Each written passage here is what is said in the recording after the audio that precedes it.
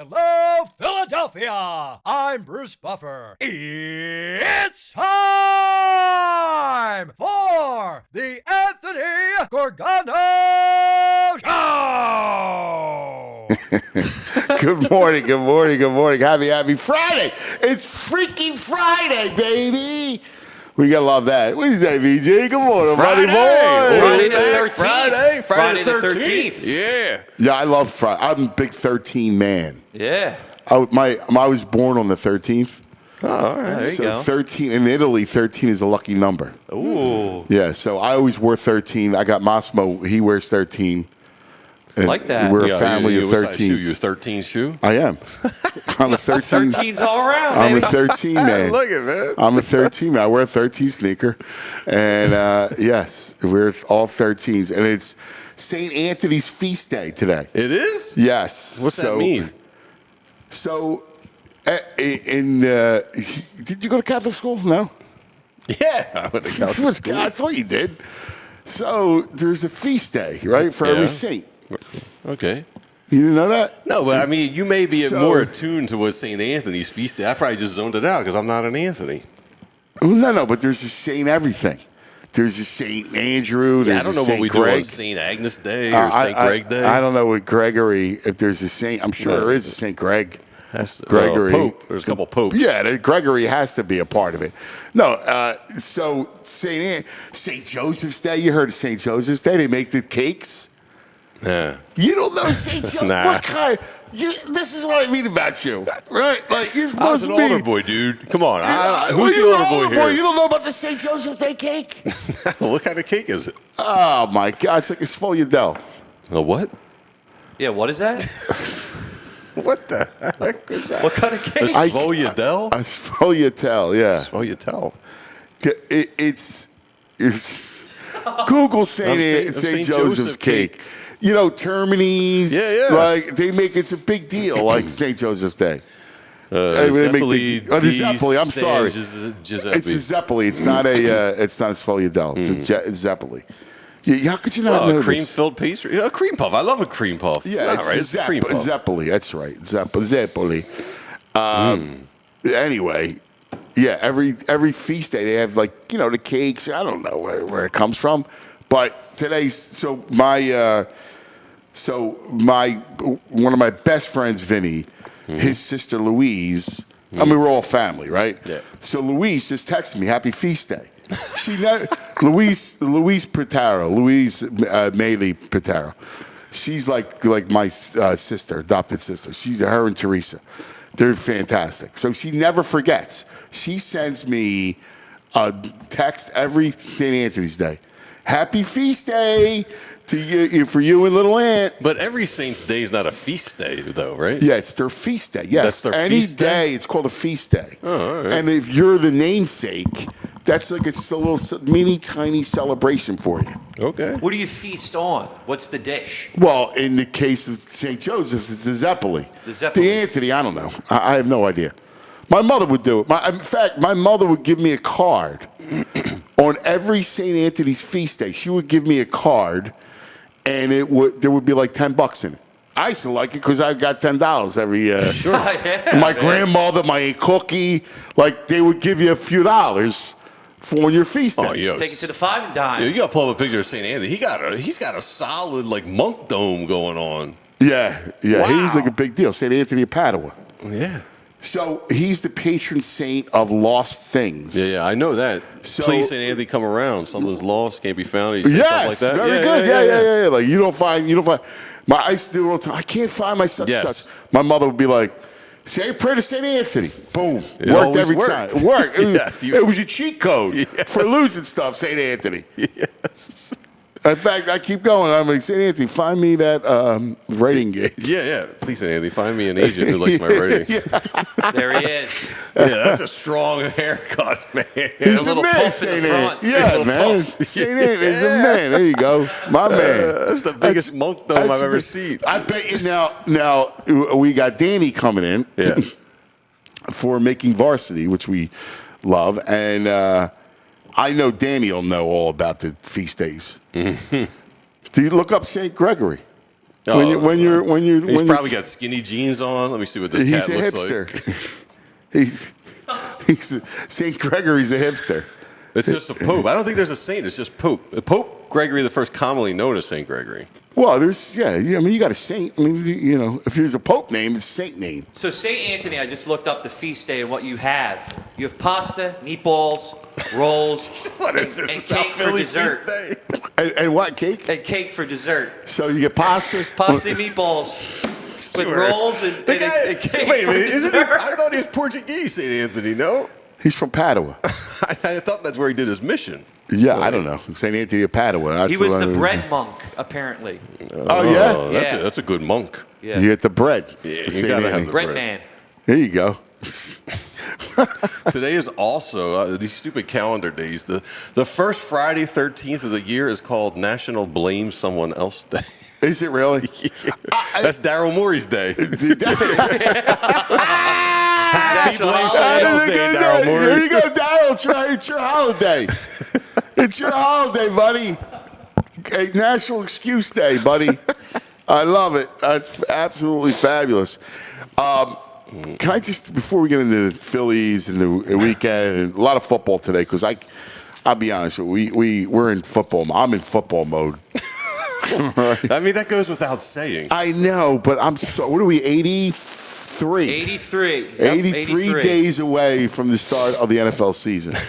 I'm starting to get rambunctious. Wow, what's the matter? Eddie Wright says, can St. Anthony help us find our basketball team? Please. Oh, my God. That's the truth, man. What are they going to do? See, Eddie's going to trigger me. What are they going to do? Get the warning out. What are they going to do? They are lost. They are lost.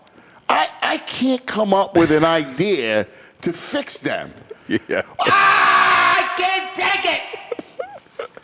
What are they going to do? We're in the NBA Finals, and that team, I'm almost like, I got to put them out of my mind. Well, you can't every day. Now there's rumors every day. Who they're bringing in, who they're talking to San Antonio now. Yeah, which I actually like. What do the Spurs want that we got? I don't know, but they're talking about trading up. Okay. Sure. Yeah, go ahead. Dylan Harper. All right. Yeah. But I think Harper's stuck. You know I like Harper. You love him. Right? Grimes in the 3, get you the 2. I mean, what do they have?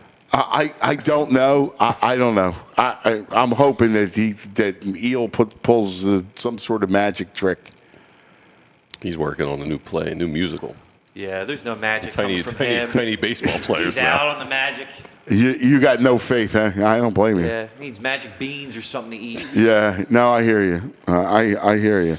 That hockey game last night. Oh, man. Was outrageous. It was.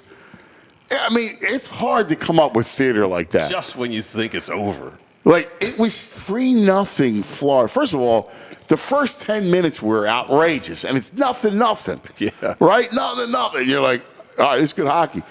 Then Florida gets 2 power play. Get 5-on-3, they score. Another power play, they score. They have 4 power plays in the first period. That's been a real thorn with the Oilers. They've been getting caught with a ton of penalties. Yes. And stuff that you can't even deny. Like high sticks to the face, right? So then they score that backbreaker right before the end of the first period. Was that a nurse goal? No, that was the power play. I think that was a power play goal. It was the Lindell goal on the tip. And it's 3-0. And you're going, man, I don't know, dude. 3-0. I went over to Tucci's to watch the game because, we're like, let's watch the game. I love that communal watching a game thing. Yeah. So he goes, I got a couple chimets. What do you think? Ooh. I go, I love it. I love a chimay. I said, I'm in, brother. So we go over, and so it's 3-0. You're going, all right. I said, I got a weird feeling they're going to win the game. They're going to come back. I told him that between periods. I go, I think they're going to win the game. Yeah? Yeah, he's my witness. And he said the same thing. Yeah? I go, I don't know. I got a weird feeling. And then, Booch is doing the game, and it got me thinking about one of the greatest Philadelphia, playoff games in the history of our city. Which one? Which was the Bruins Game 7. Oh, yeah. I mean, that game, think about it. They're down 3-0 in the series. They come all the way back to tie at 3-3. And then they're down 3-0 when Laviolette calls the timeout. Like, that's epic. Let's play with some jam. But you know what's nuts is that, and I saw it on the broadcast, I texted our boy Chris, the producer at TNT. I go, you should bring this up. Bush played in that game. Like the 3-0. You know what I mean? Like they're down. That was an amazing comeback. Now that was that on the road? Yeah, it was in Boston. Because that's the only other time it's happened. It was a Friday night. It was in Boston. Because they put up a stat. I saw a stat. The home team in the Stanley Cup Finals up 3-0. But that was Stanley Cup Finals. This was Easter Conference. Oh yeah, you're right. Yeah, that was Easter Conference. 158-1 is a home team up 3-0 in a game in the Stanley Cup Finals. 158-1. I mean, it was nuts, right? But here's the crazy thing is they go all the way and take the lead 4-3, and then Florida scores with like 10 nothing seconds left. And that's the backbreaker, you think. That's my God. Like, how does that happen? Right. That they score with 10 seconds to go in the game. It was nuts. There's my man, young Charlie Folk. He looks like a quarterback, don't he? Oh, yeah, I was like, who's this athlete rolling in? Look at this kid, man. Pull up a chair. Sit next to Andrew. Charlie's, we're going to be watching him at Power 5 school on Saturdays. Look at him. Look at him. He's got I the get his autograph now. You better. Yeah, right? All right, my boy. Yeah, when Danny comes in, you're coming on the show. All right? You got to come on the show. Whatever this kid's. He's a movie star. I love it. He does look like Central Casting college he's a quarterback, man. Kid's a quarterback. Yeah. All right.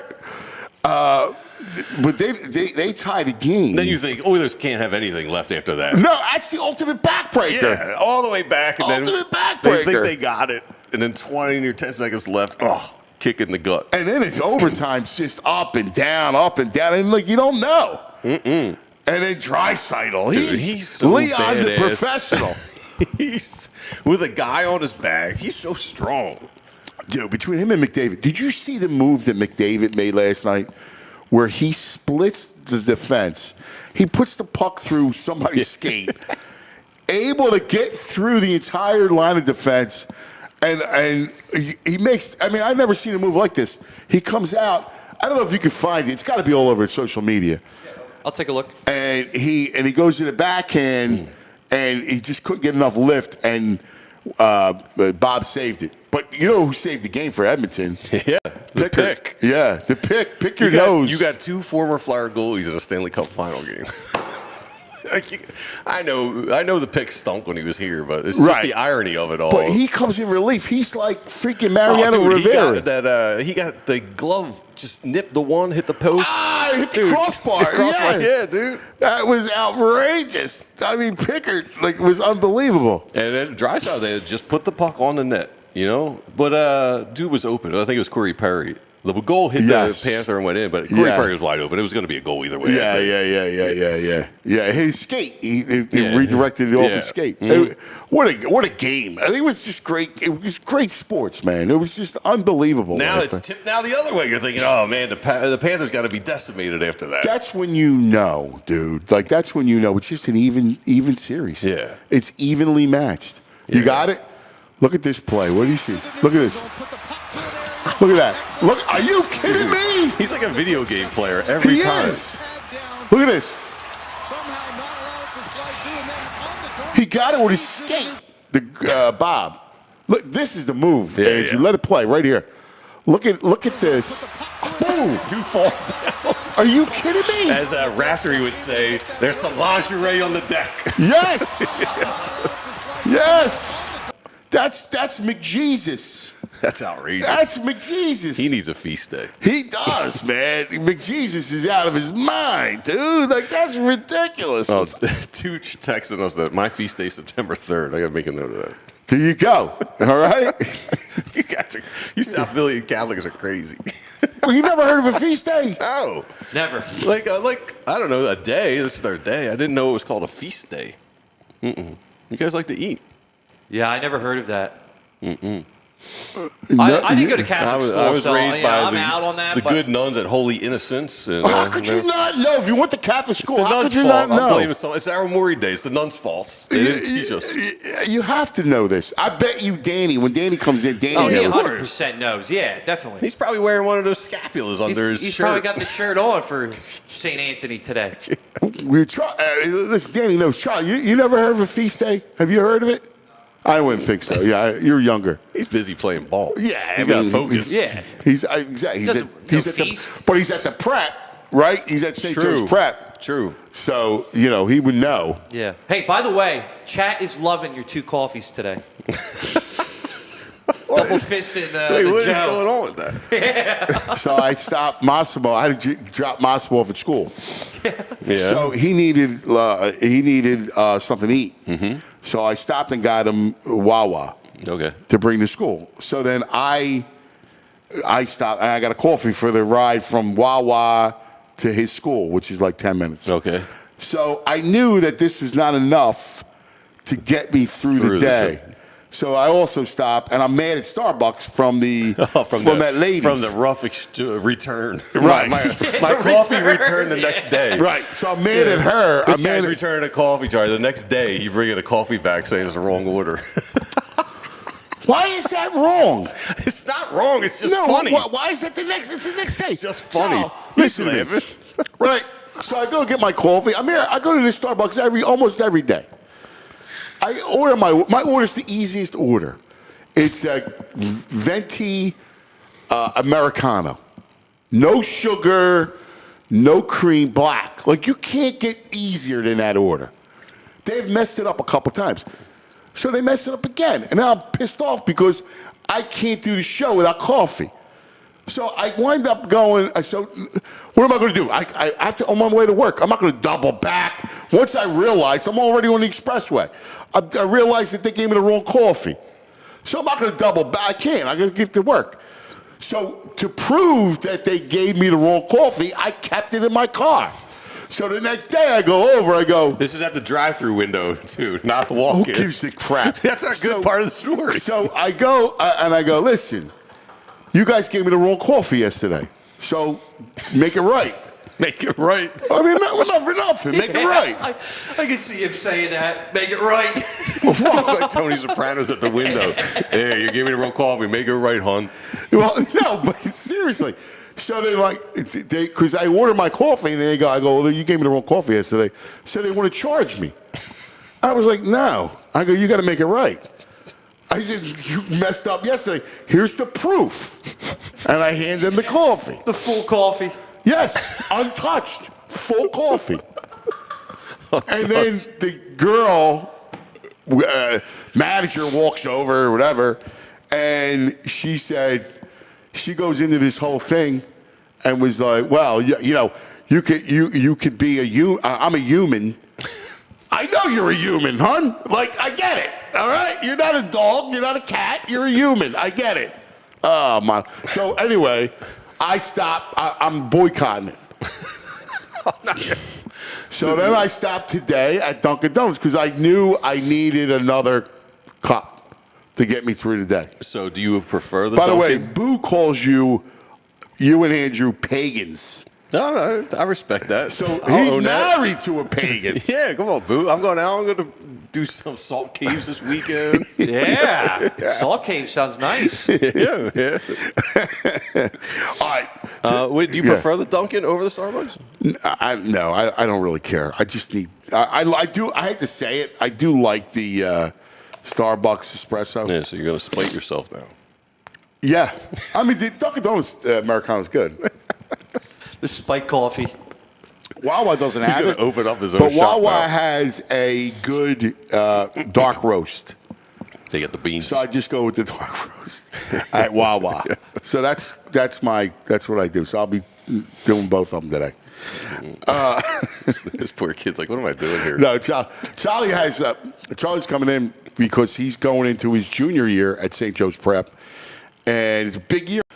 And he's a state champ as a sophomore? Oh, yeah. No, I mean, all kinds of records. His reel is unbelievable. I've studied his reel. So we're going to do a little media training. Oh, yeah, we're going to answer some questions. Well, during the show, we're going to bring them on, but then afterwards, he and I are going to sit down a little bit, go through some media training. Oh, boot camp, little cuz boot camp. Yeah, well, I mean, listen, he's got to get ready. He's going to be playing, I don't know, LSU, Ohio State. I mean, my man's going to be at Miami. Miami already wants him. So Miami's nice. They did okay with that last quarterback. So we're going to do a little media training. It's going to be serious. Plus, he gets credit. He should get credit for coming in. We got lots to do today. Heavy football today. Zach Berman will join us. I kind of want to do a neat wrap up after minicamp of the Birds. Okay. So I kind of want a neat wrap up of this is what it likes. This is what it looks like right now, and then that'll get us started for when training camp happens next month. Okay. All right? Yeah. And then, of course, Baldy will join us. I can't wait to hear what Baldy's up to this weekend. So Baldy went out with Gretzky. Oh, yeah, we got to get the update on that. Yeah, they had cigars. Yeah. I'm sure they had more than cigars. I'm sure there was some you tequila still have that involved. picture? Tequilas. You have that picture still? Yeah. Wait, I still love Gretzky's. There's definitely tequila involved. We in got to this show picture. Baldy and Gretzky to Baldy, but this one is classic because Gretzky looks like they look like they had a good time. Yes, and Right. they sent it to you like 9 o'clock at night. Yes. They got into it early. Yeah, probably a little happy hour down there because it was the series was That's the expert move these days. You get the happy hour in, done early, you feel good the next day. I like the late night. Yeah, it's hard to do I anymore. know. I still like the late night. You got it? Yeah, I didn't pull it up here. All right. Well, you'll see it. Anyway, Baldy, and then, of course, Danny will join us. And TV Todd. It's also a National Movie Night. The second Friday in June is also National Movie Night. Is it really? Yeah. Good. There he is. There he Look is. at Gretzky. Dude, there's Baldy and Wayne Gretzky. Baldy looks fresh. Baldy's just getting ready to go out. Yeah. And Wayne looks like he had a couple. He's ready to go in. Yeah. He looked like he's in his pajamas almost. Yeah. Gretz. That's fantastic. All right.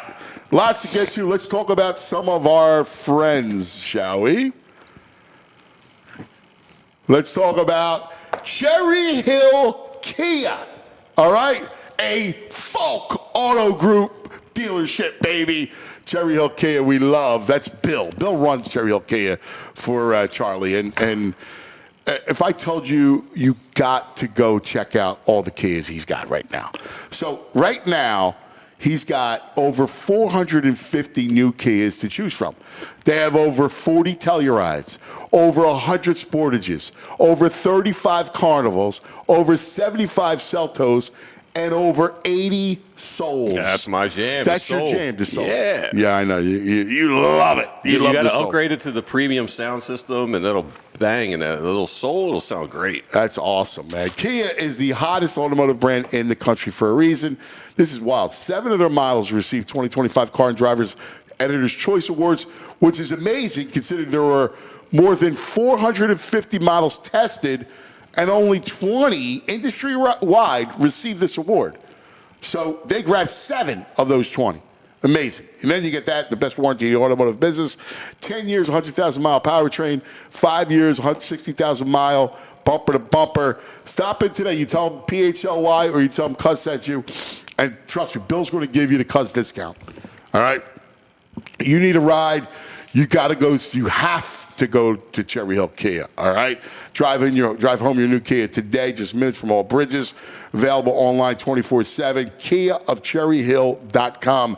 That's KiaofCherryHill.com. I know people buy Kias elsewhere. I just don't know why, all right? Yeah, let's talk about art of words. They say a picture is worth 1,000 words, and this local Philly artist proves it. You've seen them everywhere around town. Beautiful pictures of art, all done by like little names of players and stuff.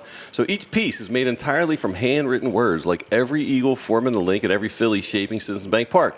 And it's not just sports they do. They do Boathouse Row, Reading Terminal, Philly Skyline, the Jersey Shore, and a ton more. They're truly unforgettable gifts for sports fans, grads, housewarming, Father's Day, and just if you want to upgrade your sports cave or your bedroom or whatever, man, they look great on the wall for sports fans. So they started selling these in the K-Lot and Races Flea Market around town, and Philly fans just went crazy and launched this career in this company. And they have it available for dozens of teams and cities too, so there's something for everyone. These pieces are total conversation starters. You see a name that you've had forgotten about, then another one, and you start reliving moments, and then soon everyone's reliving their favorite moments by these players. It's just a great conversation starter, and they look great. They've been featured on the Today Show, ESPN, and TED Talk, so check it out. Artofwords.com. That's artofwords.com. Use the code PHLY at checkout for 15% off your purchase. All right, let's go to our man from the All PHLY Eagles show. Nobody covers the birds like our main man, Zach Berman. Good morning. Hey, good morning. Let Charlie know what that last St. Joe's Prep quarterback did at Syracuse, right? I'm having Fran Brown. I'm doing Fran Brown's work here. So let Charlie know what that program is up at Syracuse right now. Well, listen, I know that Fran already loves Charlie, and I know that Z Berman is the Syracuse guy. So we know he's lobbying hard. He wants you accused. Well, by the way, Fran's already, Syracuse already reached out to Charlie. So they're locked in. I don't know, let's see what happens, man. But you're right about the previous Syracuse quarterback from last year. And let's let that go off. Let's start our conversation here. All right, with Kyle McCord. And he looked good during minicamp, right? Yes, he did. I thought he was the clear number 3 quarterback there. We'll see how the competition goes this summer. It would surprise me, though, if he's not on the 53 as the number 3 quarterback. Yeah, I mean, even when they made the trade and then DTR was a part of it, you kind of knew where it was. The one thing that Kyle can do is Kyle can spin it, right? Yes. Like Kyle, the one thing that he'll, especially in 7-on-7s, and when you're looking at that, right, like mini camps, he's going to impress you because he can throw the football. You're right, and I think there was there was some criticism about his accuracy at Ohio State. I think he got much better last year, and the thing too is he puts the ball in tight windows. He's not afraid. He's not afraid to throw contested catches. And if you watch that Syracuse film last year, Rondé Gadsden, the tight end, was making those real tight window catches. You saw it in practice on Tuesday. Nick Muse makes this big catch in the end zone, tight window throw from Kyle McCord. I'm expecting to see the preseason games will be a big indicator. Yeah. But I'm expecting Kyle McCord to be the 3rd quarterback. All right. One of the reasons why I wanted to do this today with you is I kind of wanted a neat kind of wrap up of the whole spring between the OTAs and then the mandatory minicamp. What happened? What this team kind of looks like. So let's go with injuries first. All right. Jahad Campbell, we know probably won't. Would probably be on the kind of they're going to ease him into action. Yeah. Yeah, so I think from an injury perspective, the big ones you're looking at is obviously Jahad Campbell, your 1st-round pick, recovering from that shoulder injury. Vic Fangio said August. I think that's a realistic expectation.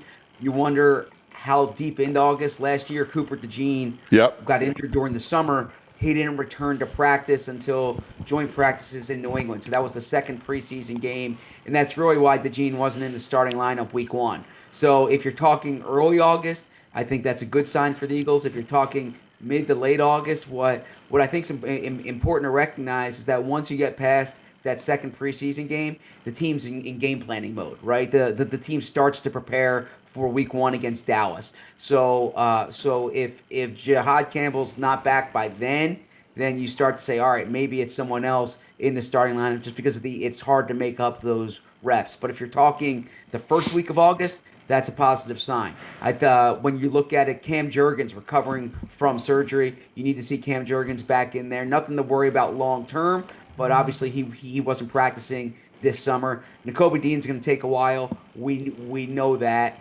So that's a big injury there. Nolan Smith has really progressed this spring. Wasn't in team drills, but I'm expecting to see Nolan Smith on the field come the beginning of training camp. Yeah, we saw Nolan the other day. He was on Cooper and Reed's podcast, and so I saw him on Wednesday. And yeah, I think he's going to be okay. I think he's going to be fine. I'm with you. The Nakobe Dean one is a little bit of a concern. Like that's one where I'm not sure about when he actually comes back this year. You're right. It's not just a major injury, but you have to think about when it happened. It happened the happened in the playoffs. So you're talking about January at that point, right? You have players who tear their ACLs, which aren't as significant of an injury as what Dean happened, and they, if an ACL tear happens in, let's say, week 18, like Sidney Brown last year, I'm talking Sidney Brown 2 years ago. He's not totally back last year till the middle of the season. Yeah. So Nakobe Dean, the injury happens later. It's a more significant injury. It wouldn't surprise me if we're talking mid to late next year before you really get the player you're hoping to see. And by that point, frankly, Jihad Campbell's back in the lineup. Jeremiah Trotter in year 2, Smile Mondin Jr., 5th round pick this year. So I'm curious to see where Nakobe Dean slots in, especially if you have Zach Berman and Jihad Campbell as your starting linebackers. Yeah, I'm with you, man. I'm curious. Let's go stay defense and look at depth chart. All right. Yeah. So let's look at, we know about the corner spot. Like how do you see, first let's talk about Cooper. How do you think Vic deploys Cooper? I think Cooper DeJean plays every snap this season on defense. And so they don't play that many base downs, 160 snaps last year in base. But I think you could see Cooper either on the outside in base or even at safety in base. And that really depends on how the depth chart materializes at those other spots. But I'm expecting Cooper DeJean to play every defensive snap. I think he's going to be a huge matchup player for the Eagles. I think the best comparison, if you're looking around the league, is Marlon Humphrey. Like, watch the way that's a great comp. Uses Marlon Humphrey. I think that's what the Eagles will use Cooper DeJean this year. Dude, great comp. That's just spot on, that comp of Marlon Humphrey. I wonder, because I do think at some point they may want to move him to safety. Yeah, I mean, he certainly has the skill set. I think that would intrigue Vic Fangio. It really depends. Safeties in today's game, they're so versatile, and it's hard to find a player like Cooper DeJean. The flip side there is if Cooper DeJean can be a legit outside cornerback, like a top of the league outside cornerback, that's more valuable.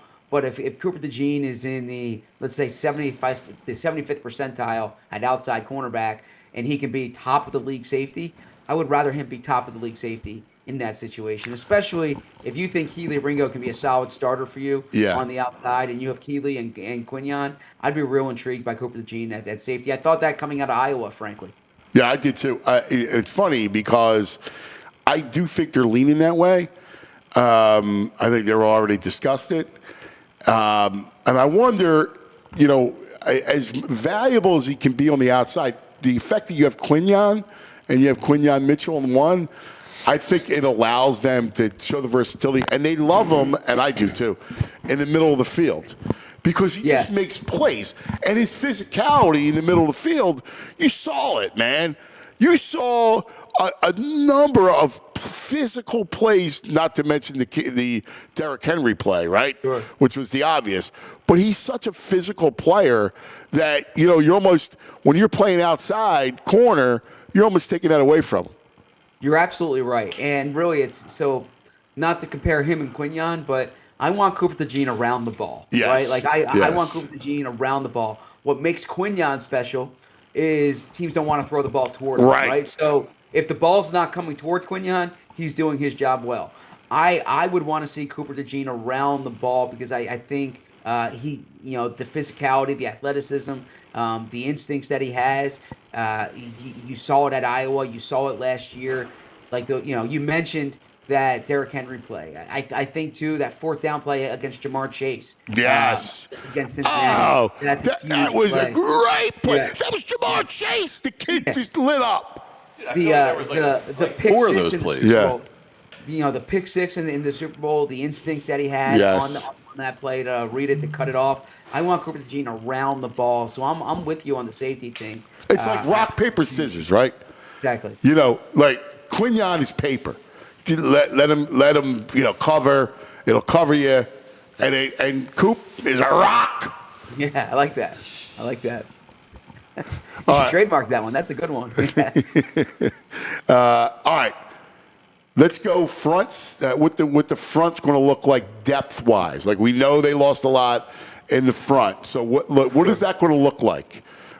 Yeah, so you obviously start with Jalen Carter, and Jalen Carter was outstanding last season. The expectation for him is to take that next step.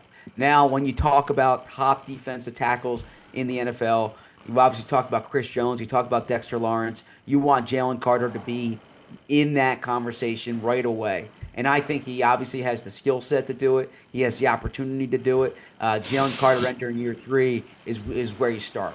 When you look at the overall depth, the Eagles are, they lost 3 key pieces on the defensive line. And I include edge rushers in there. So Josh Sweat, Milton Williams, and Brandon Graham. Okay? They have, when you look at the edge rushers, there's a lot expected of Nolan Smith and Jalen Hunt this year. Yeah. Question, they are hoping either Azeez Ojulari or Josh Uche hit. If both of them hit, that's great. If one of those hits, that's a really good outcome.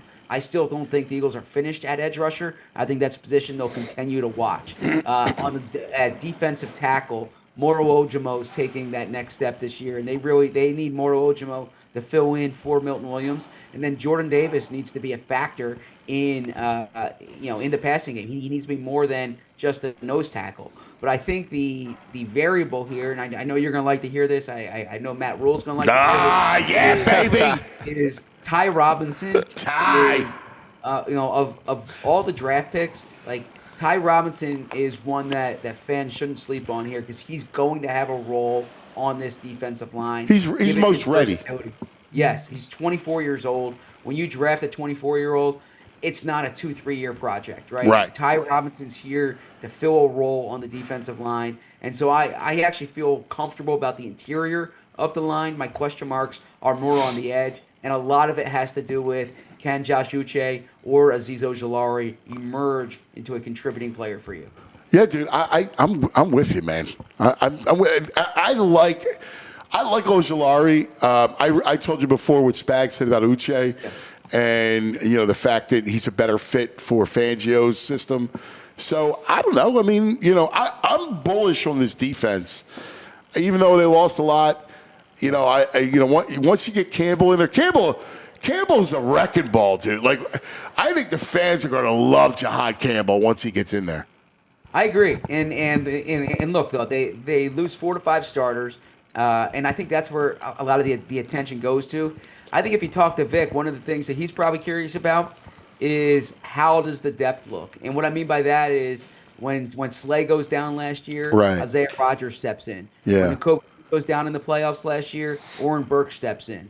Moro Ojimo was productive as a down the depth chart player. Alex Hunt had more of a contribution than I think the Eagles expected going into the year, obviously with all the injuries and Bryce Huff not materializing. So who are those players this year, right? Because your depth's going to be tested. Can Adoree Jackson be that depth corner for you that you need? Will Jeremiah Trotter Jr. be like a piece for you at linebacker and not just special teams? Like I mentioned with Ty Robinson or Azeez Ojulari, are you going to get the depth contributions that you got last year? Yeah, I think you're spot on as usual. With depth though, like safety still feels thin to me. Even if Coop spends some time there, there's a lot of Justin Simmons chatter. Do you think that happens at some point, Zach? I think if they are dissatisfied with Makuba and or Sidney Brown in training camp, then yeah, I think that's where having that veteran who knows the scheme helps. I think though that they're going to wait to really see and maybe they've made that determination, right? But to see what they have in Drew Makuba in particular, and how Sidney Brown looks, they really don't feel like Sidney Brown was quite right last year. He didn't have training camp for them. Drew Makuba being the 64th overall pick, I think they think he can step in right away and contribute. But if neither one of them kind of distinguishes himself, then you kind of look for the veteran help. But I think at this point, that's a second-round pick and a top of third-round pick. I think they're hoping one of those steps up. Okay. Yeah, I think you're right. Speaking of depth, here's a question. On the other side of the ball, do they have enough depth behind Saquon? And do they have enough depth at receiver after your two studs? Yeah, so it's a great question because behind Saquon was remarkably healthy last year, given his history, right? I mean, this is someone who, and he would tell you that he was banged up, multiple times with the Giants, and so he obviously has this historic season, 2,000-yard season. But I don't know if you can count on Saquon being as healthy as he was last year. So behind him, A.J. Dillon, who missed all of last season. But when A.J. Dillon was on the field in Green Bay, he was a player. Will Shipley entering year 2. They don't have Saquon Barkley behind him, obviously, right? So the offense changes. I think more of the question is wide receiver. And what I mean by that is you saw last year when A.J. and Devontae weren't in the lineup. So think about New Orleans. Think about Tampa Bay. They really struggled at that position. And Jahan Dotson wasn't in camp last year. They didn't acquire him until right before that third preseason game. I think they're really hoping Jahan Dotson takes a strong hold of that number 3 job. Behind Dotson, there are a lot of question marks. Those second-year wide receivers, Johnny Wilson and Ananias Smith, neither one of them distinguished themselves during the season. Terrace Marshall Jr. was a former second-round pick who's kind of bouncing around the league a bit. The Eagles are hoping they have something in him. One name to watch is this is a player they signed to the practice squad last year, Danny Gray. He was a third-round pick with the 49ers. Out of SMU. I think there's some intrigue about him. I've spoken to players who say watch out for Danny Gray. But no, if Devontae or AJ goes down, you go from potentially the best wide receiver combination in the league to one that's probably near the bottom of the league. And you could say that for most teams, but I just don't think they're 3, 4, 5 are what some other teams have. Yes, I would agree. And the other thing I wonder is how much you're going to miss Gainwell. Like the idea is who's Shipley? Like in a season in which that you're gonna dial Saquon back a little bit. He's not going to get the touches he had last year. Who is Will Shipley? Like, can Will Shipley? And we saw a couple glimpses. Remember, he took that one long run toward the end of the year in garbage time. Like, can Will Shipley handle the role of Gainwell? I think so. I mean, I liked Shipley more than Gainwell last year. That's not to take away from Gainwell. I'm intrigued by Shipley's skill set. I thought Gainwell was going to have a little more explosiveness to his game than what ended up happening. When they took him out of Memphis, I thought this is a guy who could potentially be a big play threat. But he really kind of turned into a solid 3, 4, 5 yard running back for them. Yeah, he wasn't a game breaker. Shipley's more of a game breaker than he is. Yeah, I think Shipley has some more athleticism to him there. The thing is, though, A.J. Dillon has been practicing with the first and second team this summer.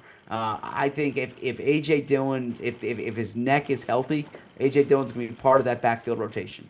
I think so, too. And it'll be interesting to how they use him in that he's a good change of pace in that he's a big back. Exactly. And if he's healthy, I kind of love him pounding the rock behind that O-line. I like that. You want to talk about A.J. Dillon rumbling? I would love that. But I just got he's just got to be healthy. You're right. And, there was a period of time there in Green Bay when A.J. Dillon and Aaron Jones, it was such a strong compliment. It was kind of like their version of Ricky Waters, Charlie Garner, right? They really had that thunder lightning thing going. And A.J. Dillon's still young. Like I said, he missed all of last year with a neck injury, so that can't be dismissed.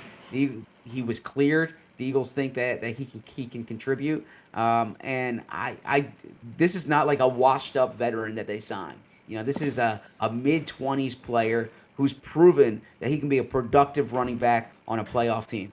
Yeah, I'm with you. I'm with you, buddy. Let me ask you two names, just wide receiver thing, because I saw like a list of potential cuts at training camp just because of salary reasons and stuff. Would you have any interest in Curtis Samuel as a 3? No, as a depth guy? No. Christian Kirk. Yeah, I mean, I think actually what I'd be interested in if they can find it on the market is a big-bodied outside receiver. If something were to happen. Yes. Yes. If AJ's not in the lineup, then you're small at that position. Yes. Between Yes. Smith and Dotson, and I know Johnny Wilson looked good last summer. I don't know if Johnny Wilson's ready for that spot. No. So that's kind of I would look for that prototypical X receiver if something were to happen. Like a cowboy receiver. They always love those tall receivers. Yeah. But no, that's exactly right. That's what worries you. That if something happens, that's a problem. Like that. Yeah. So AJ, we saw it. This offense all of a sudden will sputter. So you guys be stoked about like a Mike Williams if he gets cut. Yeah. All right. Come on, look at him. We didn't talk about backup tight end, but that's another issue. What? Sure. Yeah. So backup tight end, they were. Now the thing that I think they would tell you is that they've had a lot of experience using their backup tight end because Godwin's been banged up quite a bit here. Grant Calcaterra's back for year 4. They like Grant Calcaterra internally, but that's a position that they kind of needed to fortify. Harrison Bryant comes in. Kylan Granson comes in. I think they thought the draft was going to be a little more fruitful at that spot than it was. Well, they wanted the kid from Bowling Green. I mean, Harold Madden Jr. Yeah. Exactly. Yeah. So I mean, once they brought they were forced to bring Goddard back basically because they really didn't have the options there. But I think if you look at it, not to take away from Goddard, when he wasn't in the lineup last year, they were still able to be productive. Yeah. It's just kind of figuring out different roles. But Harrison Bryant, who when he came out of college wasn't considered a blocking tight end. He was a pass catcher at Florida Atlantic, and then he really had to develop his blocking in Cleveland with David Njoku there. So I think that Harrison Bryant can have a role in this team. I like him more than Granson. Granson's in Indy, and I don't know. I think Bryant's got a little bit more upside. I agree with you. And I thought when he was on the field with the Browns, he showed some potential. He did. He goes to the Raiders. Plus, he had no quarterback. Remember that? Yep. Yeah. So when he went to the Raiders, he thought it was going to be him and Michael Mayer kind of as the tag team there. They draft Brock Bowers in the first round. It pushes him down the depth chart. I think the Eagles really went off the Browns tape in their evaluation here. Yeah, I think it's smart. I like it. I like that a lot. Zachariah! What do you got cooking, man? Yeah, 2 o'clock's going to be a fun show with Fran and me and Bo. We are... Love Fran. Fran Brown. We are due... Bo, Fran, and me are drafting a roster from the Eagles' last 3 Super Bowl rosters. So 2017, 2022, 2024. And so we're trying to figure out who can build the best team from those 3 rosters. So you can draft the 2017 version of Lane Johnson. You can draft the... Who's your first pick? It's a good question here. Do you want to give that away? I don't want to totally give away the strategy, but you probably look at I would say 2022 AJ Brown maybe. The 2017 Eagles didn't have great receivers. They had good receivers. Right. But that 2022 version of AJ was special. He's up there. When you look at the edge rushers, I mean, I got to tell you, 2022 Hassan Reddick will be high on my list because you didn't really have game-breaking edge rushers on the 17 team, and the offensive lines were good on all 3 teams. Right? Yes, you have. That's your deepest position. But go to tackle, dude. I mean, defensive tackle. Yeah. Yeah, but the thing is, you have Fletcher Cox on 20. You know, Fletcher Cox. He was done then, dude. He wasn't Fletcher We know before Zach's that. an offensive guy. He's a passing game offense But guy. Fletch He's not going defense first pick. Fletch wasn't dominant that year. But no, in 2017 though, the 2017 Fletcher was. He was all right. It wasn't like it was before that. He wasn't like the beast Jalen Carter is. 2017 Malcolm's a good one, but you know what? I might be compelled to look at 2024 Zach Berman because that's a good pick. I like it. You know, you look at the 2022 roster, T.J. Edwards and Kaiser White were the linebackers. You look at 2017, you had Nigel Bradman and Michael Kendricks. Zach Berman was a Defensive Player of the Year candidate and a game-changing player there. So you got to consider that. Yeah, that's fun, man. I want to involved in that. That's a great draft. What would you do at quarterback? Would you go with? No, would you go with 2022 Hurts? Would you go with Foles? But you just get Foles for the playoff run, you know, so you get the volatility. Would you go with 2017 Wentz, which is an interesting one too? Yeah, I mean, obviously 2022 Hurts is the best. But depending on your draft, you might have to, make do with Foles. Make do with Foles. Well, what I mean is take Foles later as value because you got, Saint Nick. Yeah. You don't want to be stuck with Wentz. No. Wentz, that version of Wentz is good. I have no interest in it, but, I mean, you're going to draft all those quarterbacks. Hurts 1, Hurts 2, and Nick. Yeah. And if you're looking for the position where there's the biggest difference between the teams, Saquon compared to Miles Smith and LeGarrette Blount. Yeah, so, Saquon actually may be the number 1 pick. Yeah, so just because if you get Saquon on your team, it's such a difference than both teams. Saquon's the number 1 pick by far, I think. Yeah. That'll be fun. We'll be watching, buddy. Appreciate it. 2 o'clock today. All right, do us prep. Kick their ass, would you? You got it. Thank you, guys. Thanks, man. Here he is, Zachariah. Z-Berb, all PHLY Bird Show. Make sure you're watching. Now, it's time for the brain. Brain. Red, the brain finder. There he is, Costa Rica, the brain. Back home, man. Oh, you're home? Home. Oh, nice. Nice. Funny, I was going to go to the game last night, and it was 3-0. And I said to myself, man, I'm lucky I didn't pick this one because I would have been freaking furious, angry, whatever adjective you want to use. And then it turned out to be an all-time great game. But the tickets were so freaking expensive. Just didn't do it. Yeah. But, He's got to hang out with Baldy. Baldy was in the building. Baldy was at the game last night? I think so. I saw pictures of him. He was, yeah. There was a picture. Oh, of my Baldy. God. The greatest game. Baldy was there. I should have hooked you up with him. He was doing breakdowns of the game as well while he was there. Oh, I can't wait to talk to him coming up. That's awesome. Brain, did you get new frames? Those glasses look good. no, these are just typical reading glasses. Ace Rothstein. Typical reading glasses. No, which, they don't look like the Ace Rothstein glasses. They look good. Dude, Yeah, get no, Ace those aren't Rothstein's them. glasses These and put aren't them up. the Harry Carey, Joe Paterno glasses, which I used to rock. These are just reading glasses, so they're all good. Yeah, we're going to show you Brain's doppelganger coming up. Who the Brain is? Whoa! For real? Yeah. Yes. You don't know about this? Real? Well, you know who I've heard? I don't know. Do you know who I've heard literally, when I say 1,000,000 times, I mean 1,000,000 times. He's a celebrity that I've heard too many times to count. Who? EG, nothing? No. I'm waiting. My fingers are ready to start Googling. Mark Cuban? Yeah. I don't know. Yeah. You're better looking than Mark Cuban. That's what I heard, man. I'm just He's telling got you like what I heard. he's got like a Cro-Magnon jawline. Yeah. You got This is you, baby. Ace Rothstein from Casino, man. That is tremendous. The greatest. Ace Rothstein. That is tremendous. I got to get those glasses, man. Dude, I got to get. that would that's be what my you. assignment. You're like De Niro at Casino, man. I gotta get those glasses somehow, and that's so funny. Ace Rothstein. Ace. I gotta find those. If You guys are see- Ace Rothstein, if you man. see their You are. $3 sunglasses that look like that. Someone send them to me. I will wear them every time I'm on the air. So, dude, the other day, Casino's on, and I'm watching late night, and I'm watching it. Yes. And I'm just thinking of you, because he's like, yes, I would move the line in the whole country. Like, Tremendous. Like, he was it. Like, he knew everything, He was giving all the Tremendous. mob bosses all the picks. Classic. Absolutely classic. All right.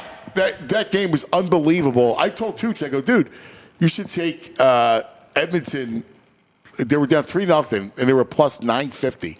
And I go, because Tooch had the app out. I go, dude, you should take the. I got a weird feeling they're going to come back. Unreal. They did. Yeah, it was wild. It really was a great. What's funny? Skinner let in that second goal. I hated that second goal he gave. Yeah. And they needed to do. I mean, that was a power play goal. The second goal. The first one was the 5-on-3. The second was the power play. Correct. The backbreaker was the Lundell goal right before the end of the period. It was just, but they needed to get him out of there, and they did. And then listen again. This is pick. when you face a great team like this. Now again, what's crazy is they had it at 4-3. I'm watching the game, and I'm like, all right. And usually I'm very like, I'm always thinking something bad's going to happen. And I'm like, no, Edmonton's got this. They got this. They're fine. They got this. They have this. It's just they made this great comeback. They're going to win. And then they tied it with 19 seconds left. And I'm like, this Panther team, they're just I can't stand them. You figure it's a backbreaker once they score that goal, you think it's over. Mentally, there's no way that Oilers could come back. It's like, look, I mean, I always go back to one of the greatest all-time baseball games. And by the way, it was Netflix. Remember I told you about that Game 7 thing I watched in the Flyers? Yeah. There was a good one on the Cleveland, at the time, I think it was Cleveland Indians versus Chicago Cubs, when Raj Davis hit that home run off Chapman. Chapman, I'd forgotten, had pitched like, oh my God, 4 straight days, Yeah. 50 pitches. Yeah. And they were up like 6-2 in the 8th, and there were 4 runs at 6-6. Then you think that Cleveland has all the momentum. Like, you can change momentum by just making a good play, right? I mean, it's not easy. I'm not saying it's easy. And, I think having a maybe the overtime period to say, all right, listen, it happened. No one's going to feel bad for us. We were down 3-0. That's a hell of a lot harder than being tied 4-4. We would have signed up for that. Let's just get this win, and we'll laugh about it afterwards. And they did that. Dries, by the way, guys, question. I know he was, I got to look up the odds right now in Parks, but I know that Connor was a massive, massive, massive favorite to win the Conn Smythe, especially if Edmonton wins, right? If Edmonton wins. But man, I don't know if you guys disagree. I know you've watched all 4 games. If the series, let's suppose the series just ended today and somehow it was over. It's Connor. Draisaitl's he's got the second best odds. Yeah, but here's the thing that you're missing, all right? And you're right. Draisaitl's got a knack for a big game. Obviously, second overtime winner, right? Like he's got a knack for those big goals. They live off of McDavid. Like McDavid is their heart and soul, dude. His entry into the zone on a power play is unprecidented. He's a one-man zone entry.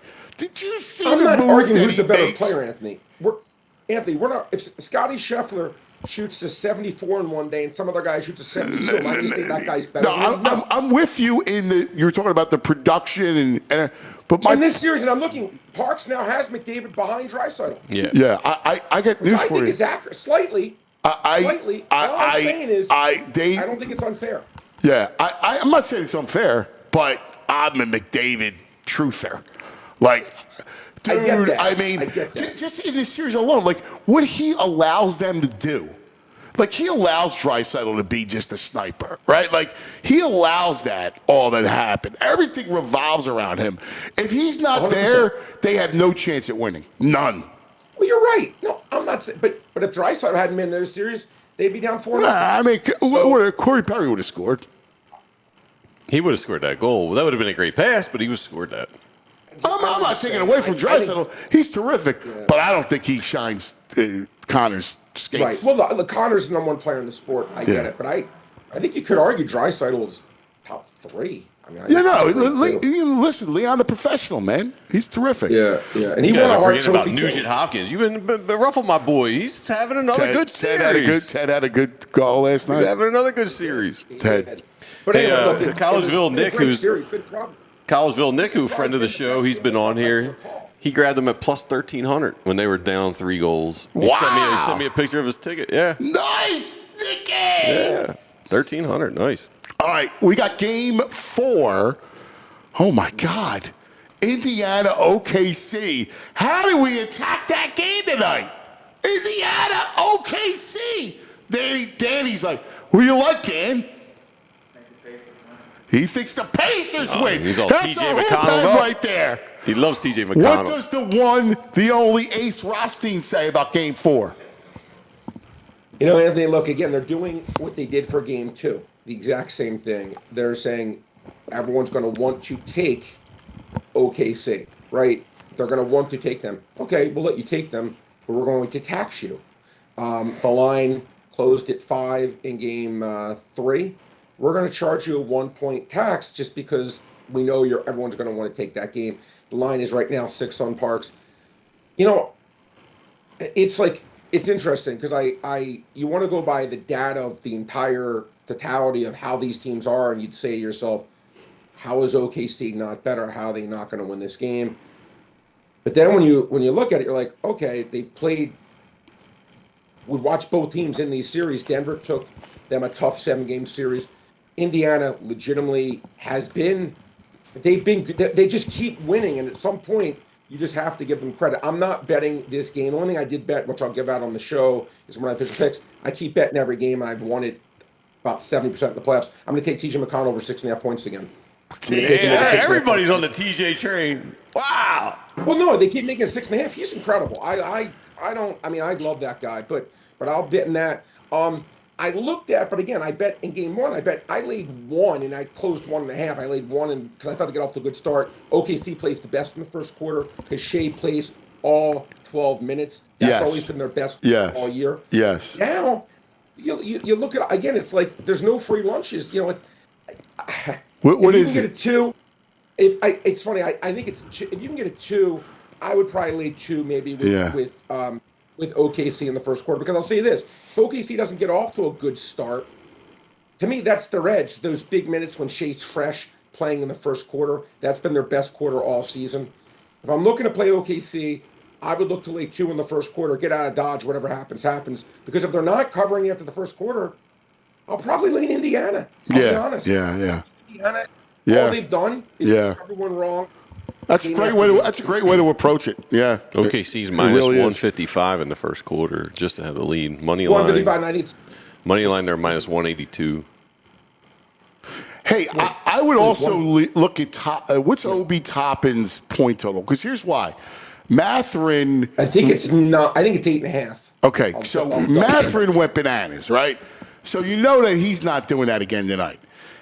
There's going to under, but I can quick up there. Yeah. There's going to be mass opportunities for Obi Toppin.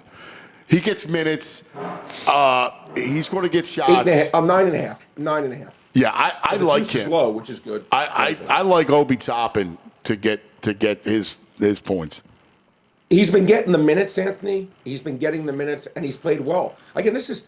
I could see him hit a couple threes tonight. Yeah. This is how many times have you seen? How many times have we seen OKC with their whole bench just get absolutely embarrassed by a second unit? Right. And I said, this is the one team in the NBA. Yeah. This is the one team that they're playing poker. It's all right. My hand's every bit as good as yours. Yeah. They never have a bad player on the court. Never. And I cannot stress the importance of that. Their second team, as I said before, they would flat out easily make the playoffs in the Eastern Conference. That's Their right. second team's better than the Sixers. I know. No, it is. No, you're spot on. Spot on. They don't get the credit. No, I agree. It's a good team. It is a good team. All right, let's go. Time now for the picks. What did you guys do yesterday?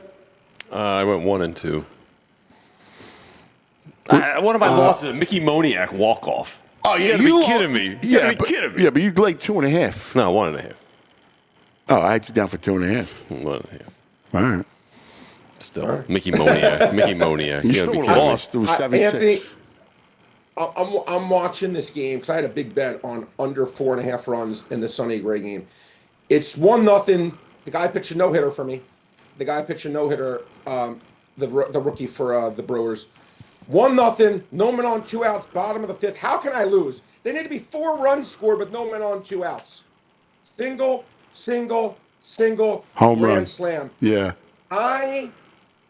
I'm 50 years that's old. a kick in the jump. I still don't handle that stuff well. Yeah. I never mind losing. No, but you were on the Never. right side. Like, I that's hate terrible. losing when I dominate a game. Yeah. And that cost me a bit. But 3-1, but that loss to me made the 3-1 feel like 0-4. I told you the game I loved yesterday. Loved it. That Tigers. Nah, the La Liga too. Oh, you won the La Liga? Yeah, they won 4-1. Minus 106. You are Mr. La Liga.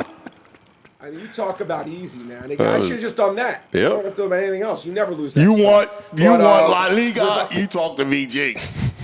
Yeah, no, there's no one else. There's All no right. one else. We got to move 92 quick and 80. because we got the Baldy Yeah, coming 92 up. and 80. Listen, first, the Park combo play of the day. Yes. I like this one today. Okay. I think the odds are pretty good for it. Park combo play of the day.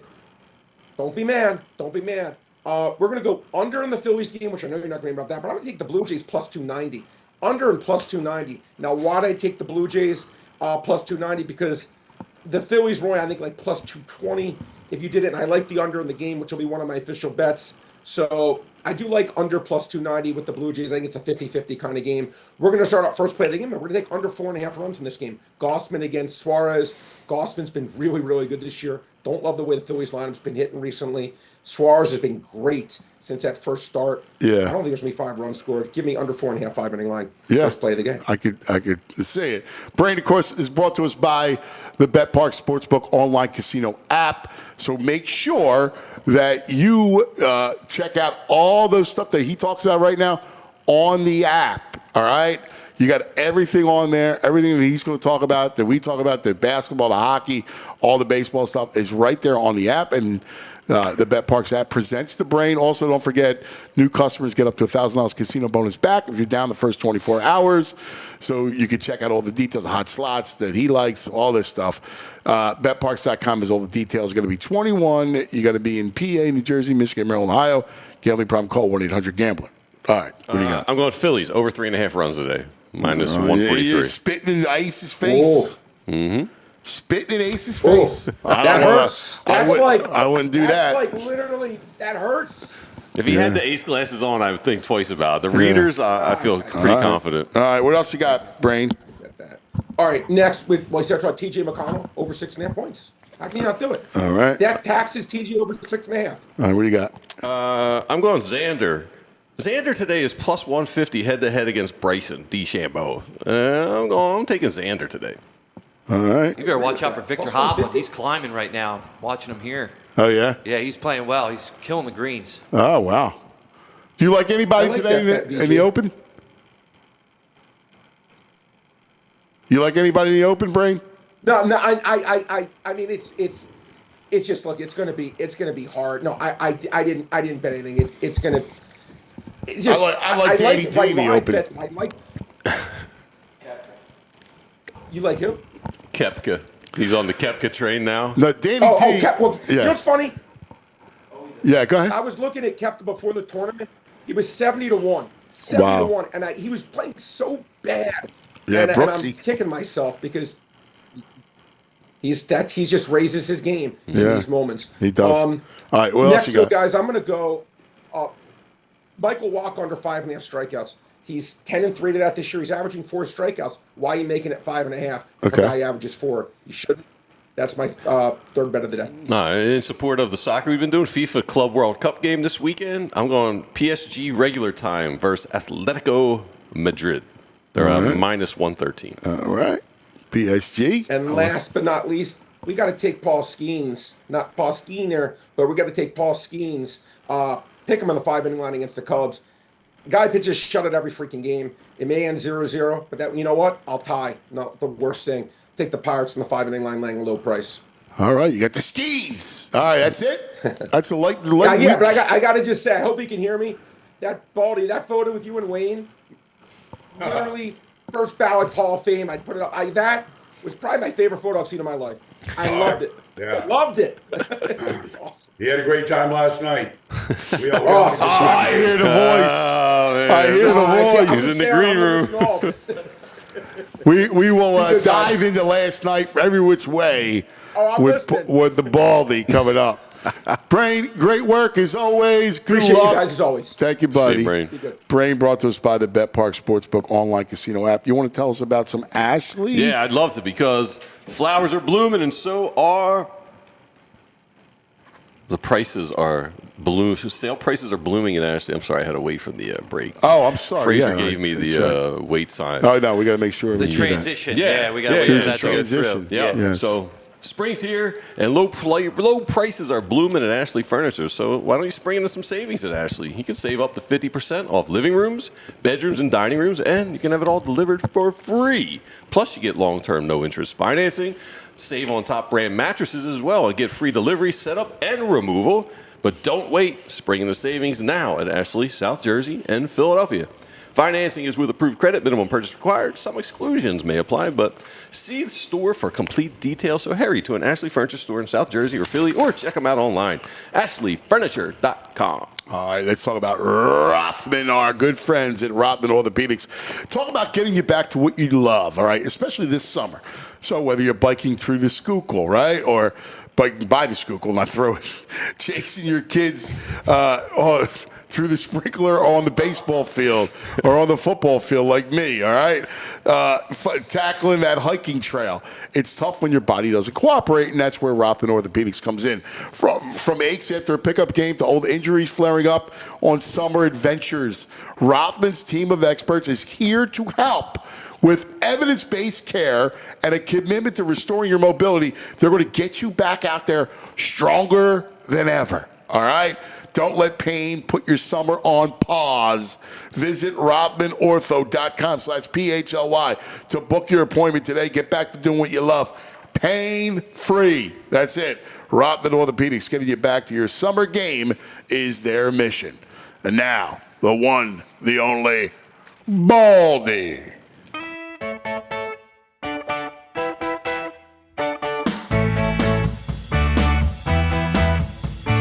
Baldy, Baldy. Oh, let's talk some football. Ay, Baldy, Baldy. Oh, he likes pizza and football. Oh, Baldy. All right. I heard your voice is the best. Listen, you got to witness one of the all-time games last night. You're a hockey man. You know your pucks. You got to take us through the evening. Well, you know, it really started like 2 days before that. I was out with Boucher, Kenny Albert, Gretzky, like the whole TNT crew. Yeah, Wayne was like, he was having a good time. I think that was Tuesday night. But we share a really good friend, a guy who used to watch Monday Night Football with Fred Dreyer, Joe Namath, and this one famous producer at Fox, Bob Stenner. And Stenner was my producer when I was at Fox for 2 years. So we were telling Stenner stories, and we took that picture, we sent it to Stenner. But so we know it's just like hockey guys, man.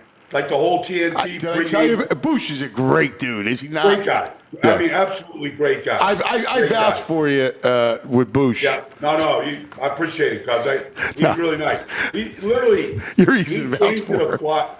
But he came to the Flyers in '95, and I was leaving the Eagles in '95. So we like literally crossed paths almost. But yeah, so that was that. But the game last night, Reinhardt's tying goal with 19 seconds left. It's unreal. The place, like nobody was saying a word because they were up 3-0, and then Reinhardt hit that. I mean, I don't even know how he got it. He hit top shelf to tie it up. It was no. That was amazing. Where did you watch the game? Were you in a box? I was right on the 50-yard line, man. And I don't know. I called made a few phone calls.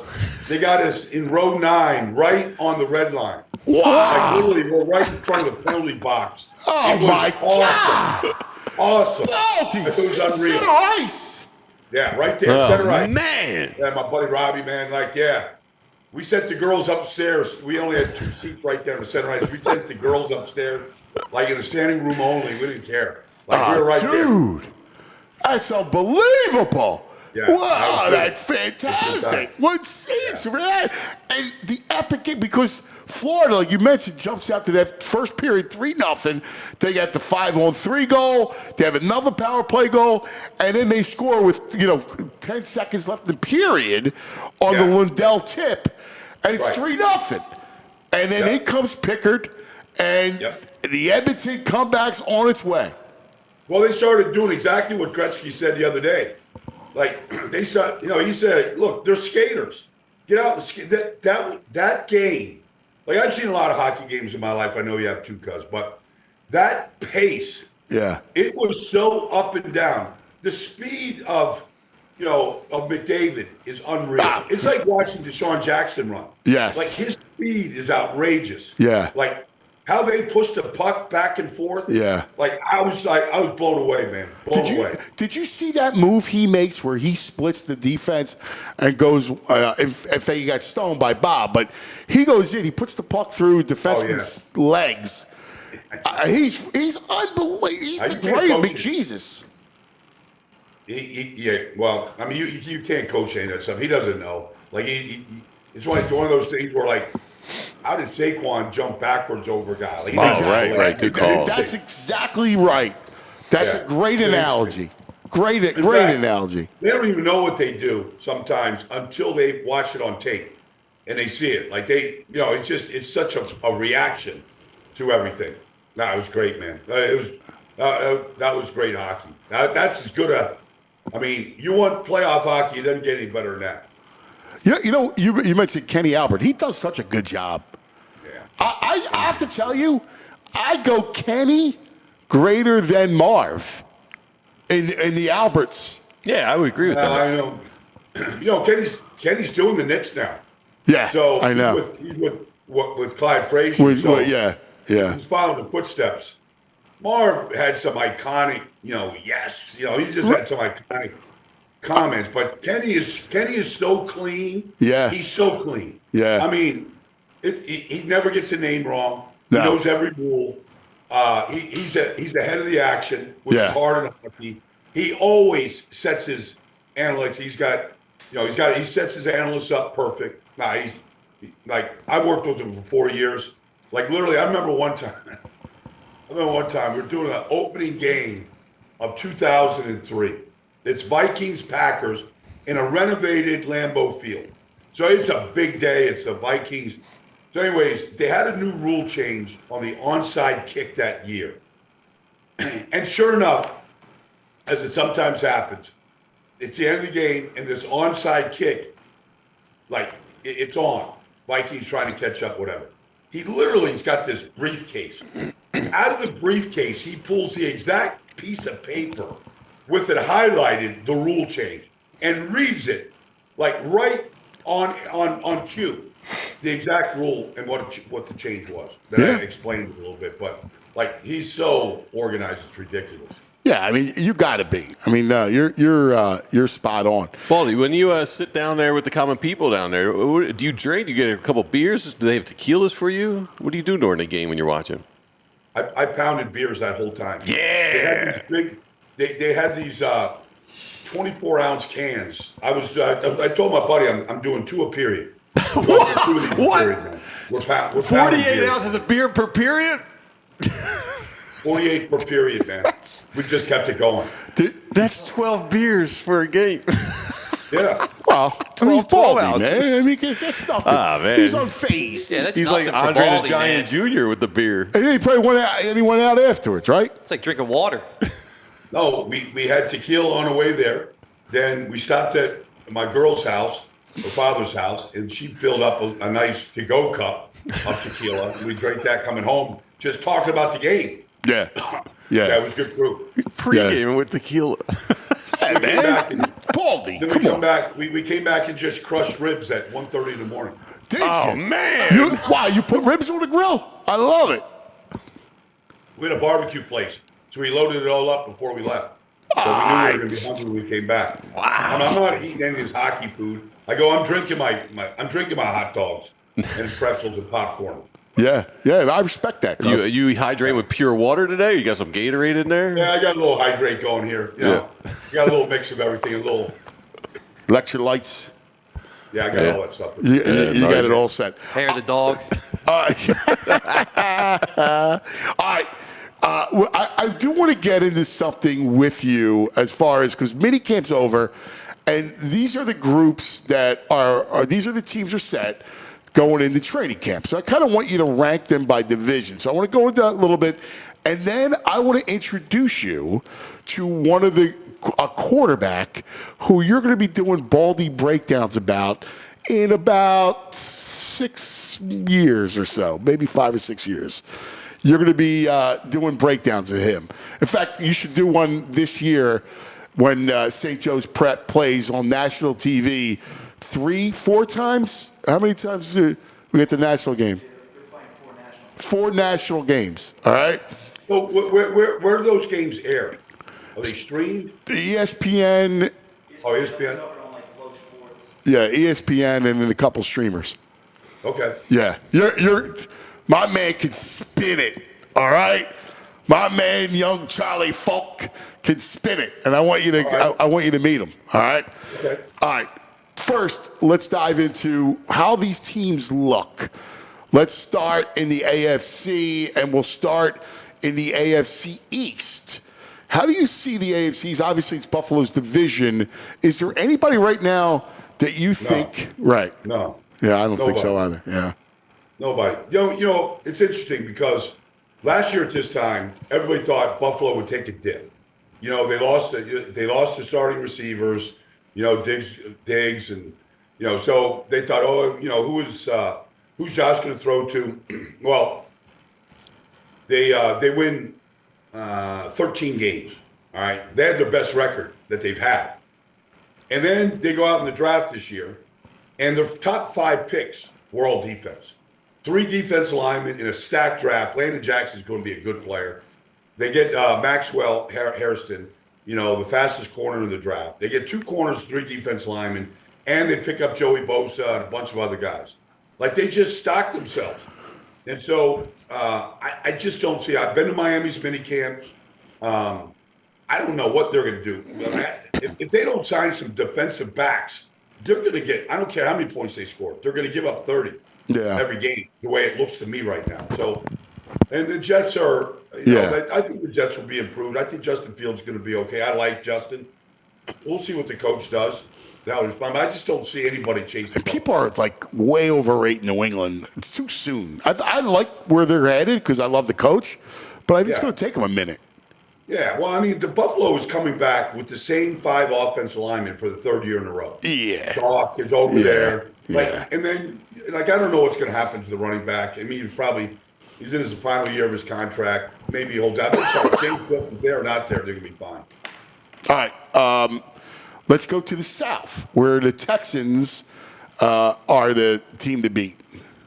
They are. I got in my car on Wednesday morning at 3:30 in the morning, and I drove up to Jacksonville. It's 350 miles. Yeah.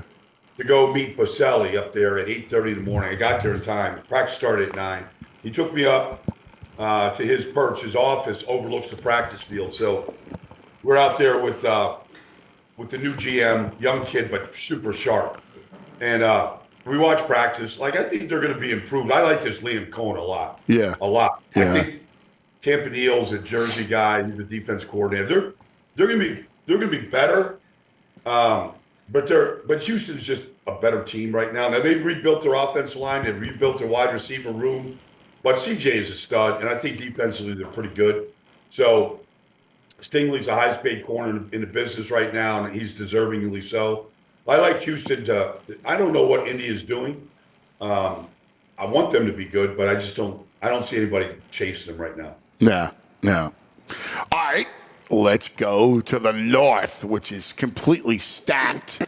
The North is going to be just watching the Ravens are the best team, but you know who knows what happens with Rodgers, and then you know can they surround Joe enough to make a run? Well, I don't think the offensive line is very good. You know, they drafted offensive tackles for years. They signed Zeus at left tackle. They still don't protect very well. Defensively, I don't think they're going to be very good. Like, you know, Lamar Jackson had one of the great years in the history of football. Yeah. The history, like he had threw 41 touchdowns and 4 interceptions. Like it's insane. And he ran for 975 yards. And they're bringing the king back. Like, I don't know. Like, I think Aaron will be okay. I don't think he's going to be great in Pittsburgh, but I don't see him. They won 10 games without him last year. I don't know what TJ Watt's doing, if they can figure out the money with them. But they keep talking about DK Metcalf, and that's great. It'd be like saying if you had A.J. Brown and nobody else. All right, well, we got Jalen, we got A.J., we're good. Like, who else do they got? Like, I'm not really. Robert Woods is on his 5th team. He's 2 major knee injuries. Roman Wilson never played last year. They got a rookie running back. I don't know. They don't look stacked to me the way Baltimore is. Yeah. No, I'm with you. I was going to bring up, did you see Tomlin's, he's changing training camp practices to the afternoon because it wasn't hot enough last year. And he says it helps with physical conditioning and building stress among the team. I tell you what, VJ, if you want to go watch an old school practice, go to Latrobe and watch Tomlin run practice in August. Like literally, I remember interviewing TJ last year before practice, and he's like, "Well, this is going to be like harder than any game that I played this year." It was like old Andy Reid. In fact, Tomlin came up to me afterward. He goes, "Is that old school enough for you, Baldy, or what?" Oh, like man. Every drill was. They have this one drill. It's called like 7 play. You get the ball, you put the ball on the 1 yard line, and you go full speed to score 7 times. Like, and you keep score, offense, defense. You keep them out. Like that. That's like the highlight right there. Yeah, I love that. I remember we were talking about that last year. I love that. All right, let's go out to the West, which is another interesting because you look at that division, and obviously you have Kansas City, but I love some Chargers. And, Denver is building something, and I'm curious what this version of Bo Nix looks like. He looked really good last year.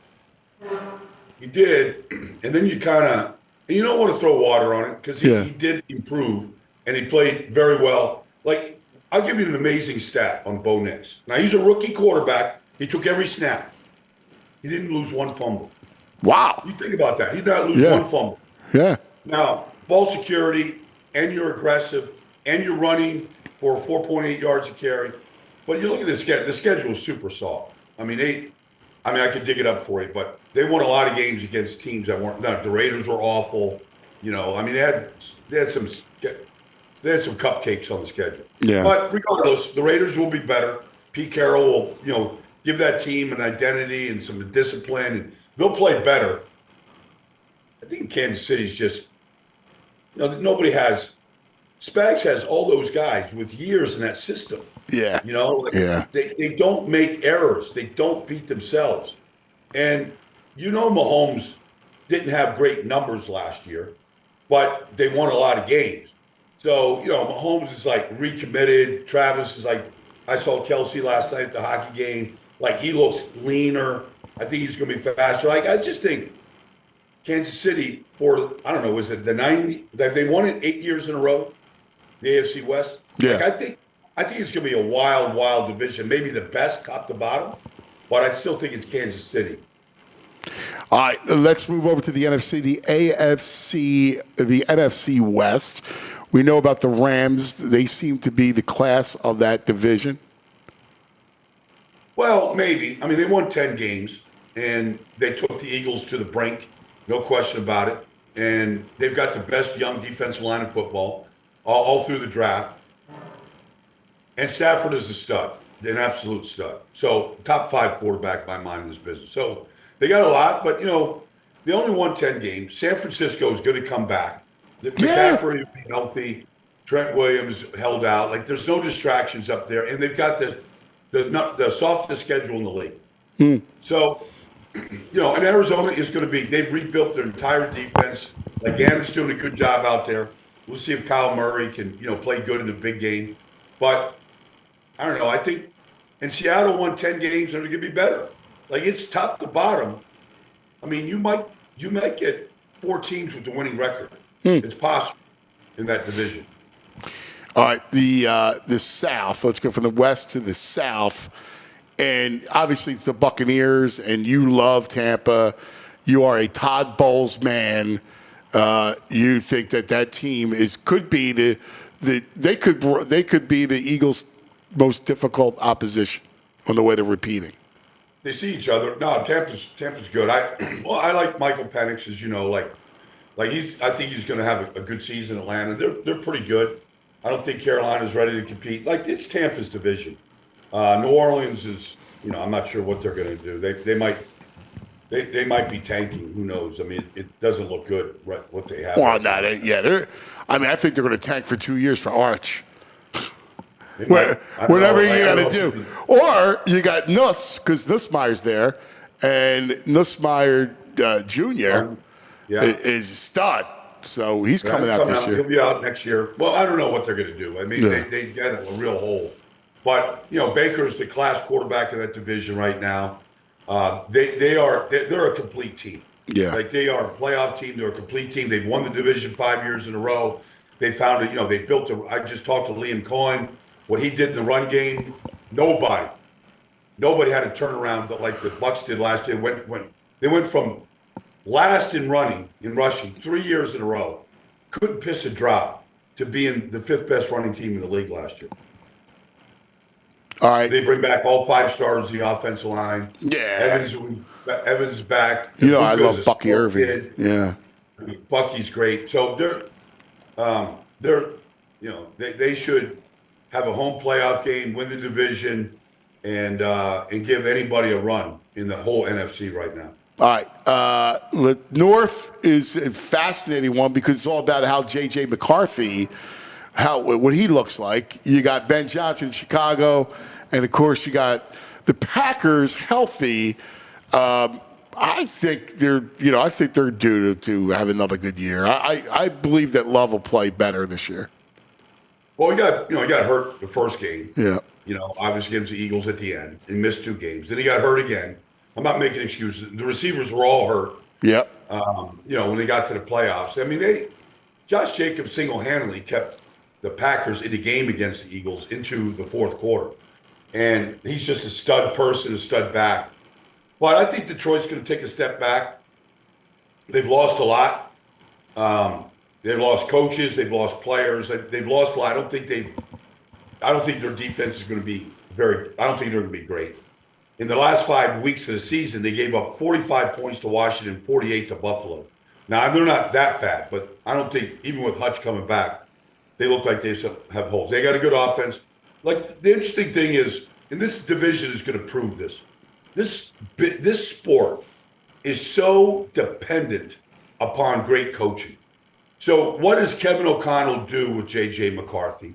And what does Ben Johnson do with Caleb Williams? And how do those guys progress and play well? Like what we saw from Sean Payton and Bo Nix. Yeah. Can either one of these guys do what we saw? Because there's people that tell me, that if Bo Nix was in this draft, he would have been the number 1 pick. Yeah, he would have been the top pick, yeah. Okay, but I don't know if that's true or not true. Yeah. But I know Bo Nix with Sean Payton had a chance to be that. Yeah. You put Bo Nix with a bunch of other guys in this league, they're not going to the playoffs, and he's not doing much. Yeah. All right, we've talked a lot about the NFC East. We know it's the Eagles division. How do you have 2, 3? We know Giants are 4. So how do you have 2 and 3? Well, I just don't see how Washington is going to drop.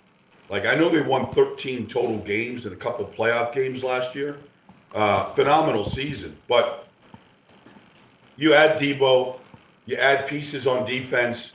Marshawn Lattimore comes back fully healthy in a really good good defensive secondary. They lack some pass rush, but I don't think that quarterback is going to see anything near a sophomore slump. All right. I want you to meet young Charlie Folk, quarterback. Hello, Charlie. Quarterback, St. Joe's Prep. In fact, and Danny D, the AD. Danny, why don't you give Charlie the appropriate introduction to Baldy? Yeah, so he's a big time young thrower.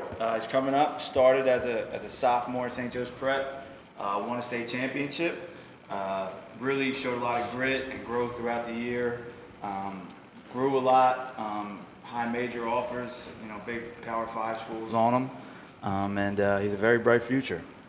The hookup is Charlie to Jet Harrison, Marvin's youngest. Yeah, so Jet's a freshman. He's going to be a sophomore. And All right. he's one of the top receivers in the country in his class. Yeah. Now we got a couple of years there where they can really build that thing together. When's the first game? Is it like the end of August or beginning of September? End of August, August 22nd, I believe it's a Friday night in Florida. They're playing American Heritage, which has Deja Bell as the quarterback, Raj's son. I just went by American Heritage High School last night on the way to the Panther game. No way! Yeah. You're going to tell him, the prep's coming for you! Right, bro? Yeah. No, I give Charlie, I'll do some scouting for you. I'll see maybe I'll drive down past the field. I'll see what those guys are doing. I'll give you a little game plan, all right? Yeah. That'd be huge. I'll let you know what that third down blitz defense looks like, Charlie. Yeah, let me know, please. Tell Baldy. Hey, Charlie, let me tell you something. I'm just a warning now. 'Cause I know, look, you go to St. Joe's Prep. I know you guys are going to be in condition. I know it's going to be, hot in July and August when you're getting ready. Florida heat is totally different, Charlie. No, It's a totally different animal. Especially on that so I'm just telling you, it's different. You come down here to play in Fort Lauderdale, it is a completely different soup to play in than up in Philly. So just hydrate, let the guys know. Yeah. Get it in you 2 days before. I will. Thank you. I will. The air is like paste. Breathe in that air, man. It's like soupy thick. Yeah. All right? Yeah. You go to breathe and there's not much there. 2 years ago, we played St. Thomas Aquinas on a Saturday down there. It was like 115 on the field. Yeah. Our quarterback was a human cramp, and we tried to, I think the plan is to go an extra day early so they can get acclimated to it, get extra practice Just down trying to there. acclimate yourself. It's a good idea. Yeah, that's smart. So they go Hydrate. Wednesday. You got to go Wednesday. Yeah, go Wednesday. Get him set, IVs, everything straight. Yeah, it's going to be a great test, but really cool. It'll be a Friday night, so hopefully it's not as hot. But Friday night on ESPN. Wow, that's an awesome start. Wow, I mean that's a big time schedule. But I know that's what it's like. I know that's why Charles at St. Joe's Prep. You want to play the best, right, Charlie? Yep, of course. Play the best, be the best. Tell Baldy your schedule, like what you normally do. The three throw-in, the whole thing. Tell them your schedule, what you do. Like in just a day of just a prep for like St. Joe's Prep. Yeah. On a school day we would come in the morning at I would say I'll wake up at 5 a.m., drive over to school, and we would lift in the morning, and then that would be on just a regular school day. Then now we start practice, so we drive over. I drive over get there at 2. We lift, we watch film on the day prior to that, and then we practice. And you're throwing a couple times a day. Yeah, of course. Yeah. Like he's throwing a couple times a day on his own. A school day, right? Where he's lifting in the morning, he throws in the morning, he goes to class. Yeah. And then after school, I'll go over and throw, and I'll go train and stuff like that. But yeah. Like he's working every day throwing on his footwork. The kid's working. How about it? He's got a couple trainers. The kid's working. It, Danny. For sure. He's putting a lot of hard work. Charlie, I'm curious. Coach, does anybody believe in those virtual goggles? The VR headsets. You guys invest in any of those? No. I told your father about it. Really? I have Mosmo doing it. I went down Dude, it's awesome. I did it.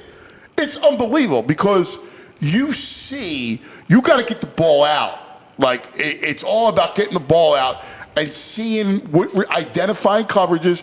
You're basically, and that came from Jane Daniels. I got, when he talked about that. So you're training. Yeah, I was at a college. How to read. I was at a college, and they said they bought something like that, and it was it was a crazy amount of money. Yeah. But you could do it on the cheap. Like we do it on the cheap. It's like it's a VR guide. It's a game, right? Yeah. Like what you're talking about is a full-fledged simulator, which is a really expensive. They have it for baseball too. But like you could do the goggles and you train your brain because all you're doing is you're reading coverage and you decide what receiver to go to. It's all about your read, and it's all about how quick. Can you speed it up? Yeah, Can you speed up the oh thing? yeah. Oh, that's Jay cool. Daniels goes like. Yeah, I it's heard like, he does like double time or something. Yeah.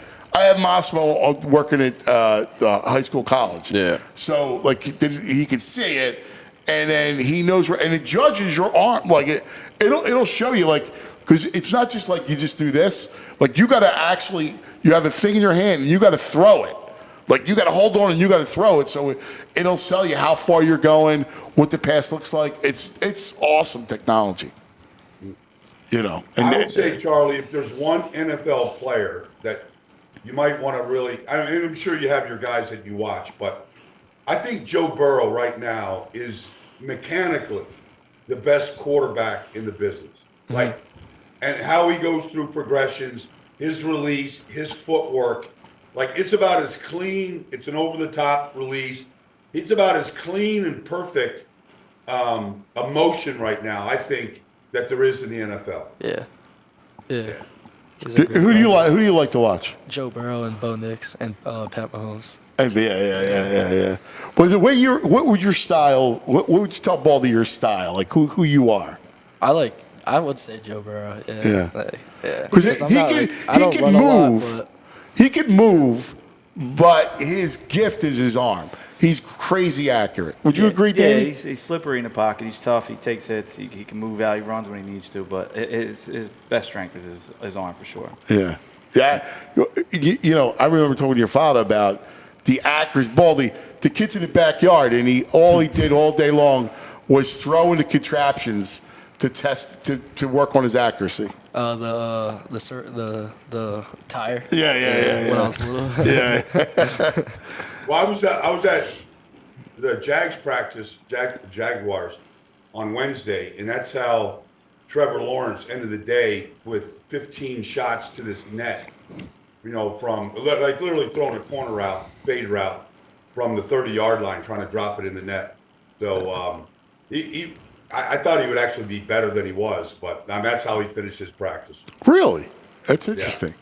Yeah. I posted it. You went on like Instagram and everything. You could watch it. Oh, I gotta go back and see that one. Yeah. What's your favorite route to throw? I would say I like the over, a deep over. Yeah. It's a good ball. I like So that. it's a Friday night. Like, do you work out tomorrow? Like, what's a Friday night for you? Well, I was gonna work out after this. Yeah, I was gonna work out after this with one of my wide receivers, one of the transfers that just came over, and then but yeah, I'll work out tomorrow. Are you usually in bed pretty early? Regular time. What's that? Was it 10 o'clock, 11? 11. Yeah. I still play video games. You know what I love, Baldy, is these kids are so driven. They're just so driven, and they work so hard, man. It's such a great thing. You, as someone who loves the game, has to appreciate that. No doubt. I mean, it's like I like the work ethic that Charlie is talking about. I also like, honestly, like you're talking about Joe Burrow. Like he was a first-team All-State basketball player in Ohio. You know, like he could have played Division I basketball. But I just like guys that play different sports just to compete differently, and it cross-trains your body naturally without doing a lot of the plyometrics. And like I like C.J. Stroud was a basketball player in California. Like that's all he did to condition himself for his footwork, his acceleration. I just like guys that can play different sports and compete in different sports. It is tough though. Sure. Like they're killing us. Like right now, we got like my Massimo is a travel baseball player. He's a good baseball player, but like he's going to be playing quarterback. So they're already giving me the terminology. Coach Fran is going to give me the terminology coming up in the next week or so. So he's got to start learning the terminology, and then soon enough they'll be working. Meanwhile, he's got baseball tournaments, and they transition to the big field coming up. So he's going to have to play fall ball while playing quarterback. Keeps him active, man. It's difficult to play multi-sports now. Yeah, it's difficult. Yeah. Everyone wants to focus in, but I agree with Baldy. I think when you have the chance to play both, it's important. I think it really helps you. You learn your body. You know, obviously get stronger in different ways, right? You're not doing the same thing. It's not the same wear and tear. You know, you're not doing the same cuts because Basketball is a different cut than football. You know, your arm, it gives you a little break and you get stronger in different areas. But it's tougher than it's ever been. Yeah, it's the truth. My brother, who you like, Indiana, OKC? Indiana is just so. I mean, I know OKC can score, like, and when they get the running game going. But Indiana is just like they just are so gutty, you know, what they do, and they're deep, and they just keep coming at you. They just keep finding a way. I'm staying with the Pacers. Wow, Love it. Pacers. You like the Pacers tonight? Yeah, man. Yeah, look at And the coaching's showing. Rick Carlisle's a great He's coach. a great coach. You're right. And they're suffocating them, and that's. You are a hoop head. You are a stone hoop head. Love it. Brother, we love you, man. Keep living it up. Thank you. All Nice right. meeting you, Charlie. Coach, we'll see you. VJ, have a good weekend, everybody. Have a good one. Have a good one, Baldy. There he is, the great Baldy. Someday he's going to be doing your breakdowns. It's going to be incredible. Give us a minute. Don't go nowhere. Just hang out. We got Making Varsity with this man, Danny D. But first, we got to take care of some business.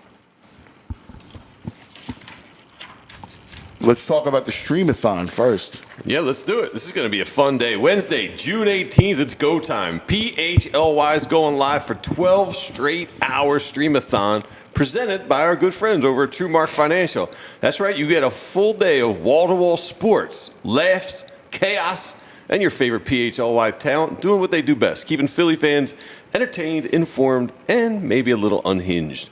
We're talking special guests, behind-the-scenes surprises, and maybe even a little friendly competition between shows. Whether you're repping the Birds, bleeding Flyers orange, or just here for the vibes, you're not going to want to miss this. This is going to be a great day. It's all streaming on our YouTube channel. And here's the kicker. The best way to support us, hit that subscribe button. Not only does it help us keep creating the content Philly fans deserve, but it gets you a front row access to every moment of this madness. So mark your calendar, clear your schedule, and get ready to ride with PHLY for 12 hours. One city, all vibes. Wednesday, June 18th, the PHLY Streamathon. Make sure you hit that subscribe button now. That's going to be fun. Yeah, it's going to be a good That's day. going to be a good time. Good time. Don't forget the Bet Park Sportsbook online casino app and Parks Casino. All right? One and the same. They have the incredible stuff happening at the Excite Center at Parks Casino. If you can't get there this summer, and you have the great restaurants and all the great night out, then just check out the app. All right? Because the Open's happening. Sunday's Father's Day. What a gift to give them tickets to Parks Casino. Right? Or, you know, have some fun with live betting the Open. All that stuff is right there. There's always another way to win on the Bet Park Sportsbook and online casino app. And you could play the Gun Lake Sportsbook online casino app. It's amazing. It's the Bet Park Sportsbook and online casino app and the Play Gun Lake Sportsbook online casino app. The only app we'll ever use and recommend. Check it out. The brand new games like Huff and More Puff. You know this one? Yeah, I told you I was playing it the other day.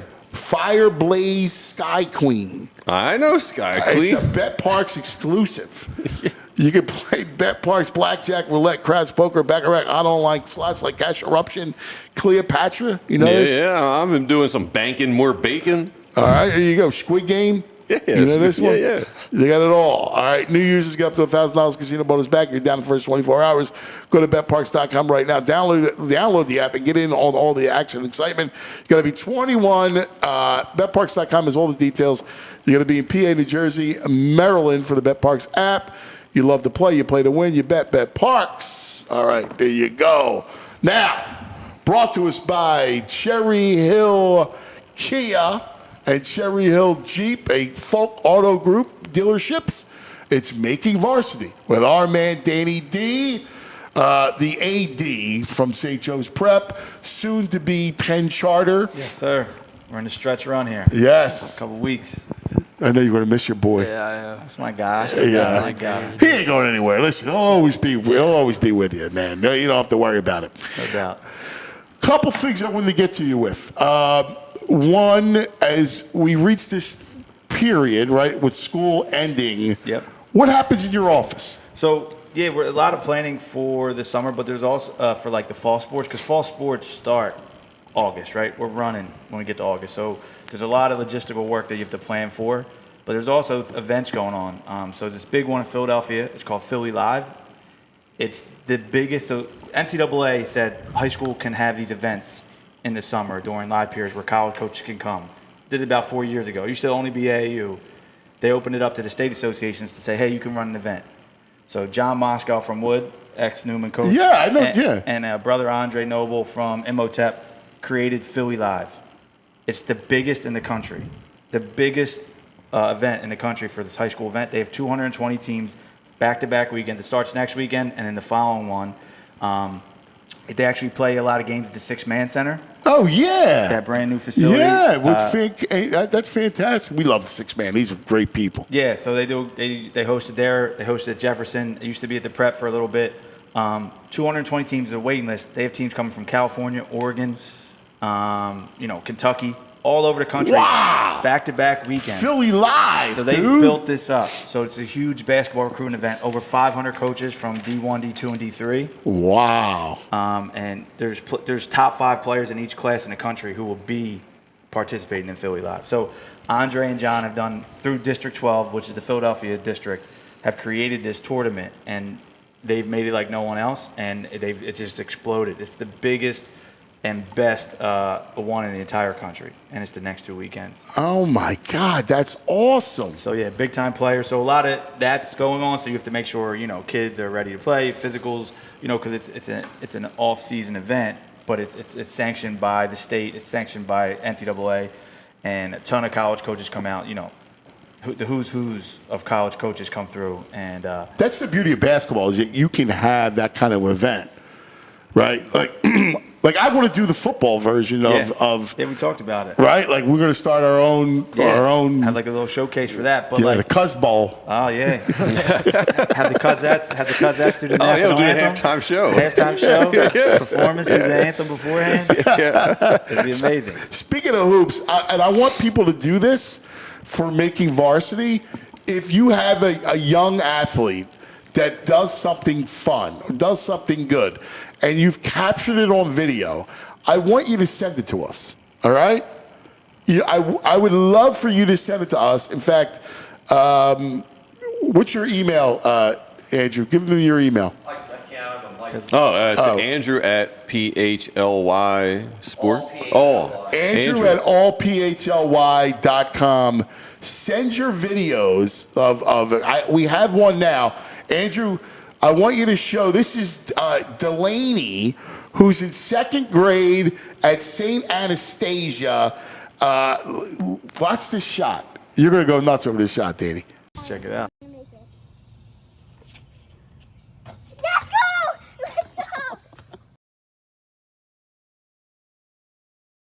Where's she shot? Where's she threw it? Let's go. Is that great? That's the best. little Delaney, Uncle Frank's granddaughter. Keep it up, Wow. Keep working. Isn't that awesome? Keep working.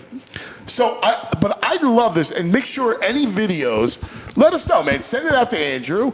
Hit us up on social media, all right, at all PHLY, and send your videos in, man. We'll play them on the show every Friday. We do our Making Varsity segment with Danny D. Yeah. But so this tournament, it's grown into the biggest in the country. So again, basketball is unique, where you can get 220 schools in a weekend to play 3 or 4 games in front of, a coach can come up and see a kid from California, Seattle, wherever, all over the entire country, to be in one spot, to be able to scout and recruit. And it's big because how it's changing. There's not a lot of kids getting offered. The offers are dying down in college sports because they want to get transfers. They want older kids. So it's affecting kids. So when you have these events, it's very helpful to help kids on that recruiting cycle. Speaking of which, because there was a big ruling over the past week from the judge about what's happening, and it's going to change the landscape. You mentioned it already about, these colleges are looking for older kids. I know that I talked to Matt Rule at Nebraska. They're only going to recruit 6 to 8 college, high school seniors. Yep. So what's the pathway for this? Like I had another kid that was looking, that they don't know what to do, and I mentioned that 9th grade academy, that 13th grade type of thing. Yeah. So the prep school route is growing. The JUCO route is going to become bigger. These different alternatives, post-high school grad opportunities will definitely grow, and it will be a great resource. But also, people don't wait. When you get an offer, if you're getting offered and it's committable, I take it. You know, like people want to wait and then it could be gone in 2 months. Once the portal opens, they might see someone bigger and better. So I wouldn't wait. If people like to wait, I wouldn't wait as much. I'd try to lock it in as soon as you can. And for those kids who can't, go lower and work your way up, because there's pathways there. And I know it's tough because you want to go to school, you want to be locked in for 4 years. Those days are slim to none anymore. It's really difficult.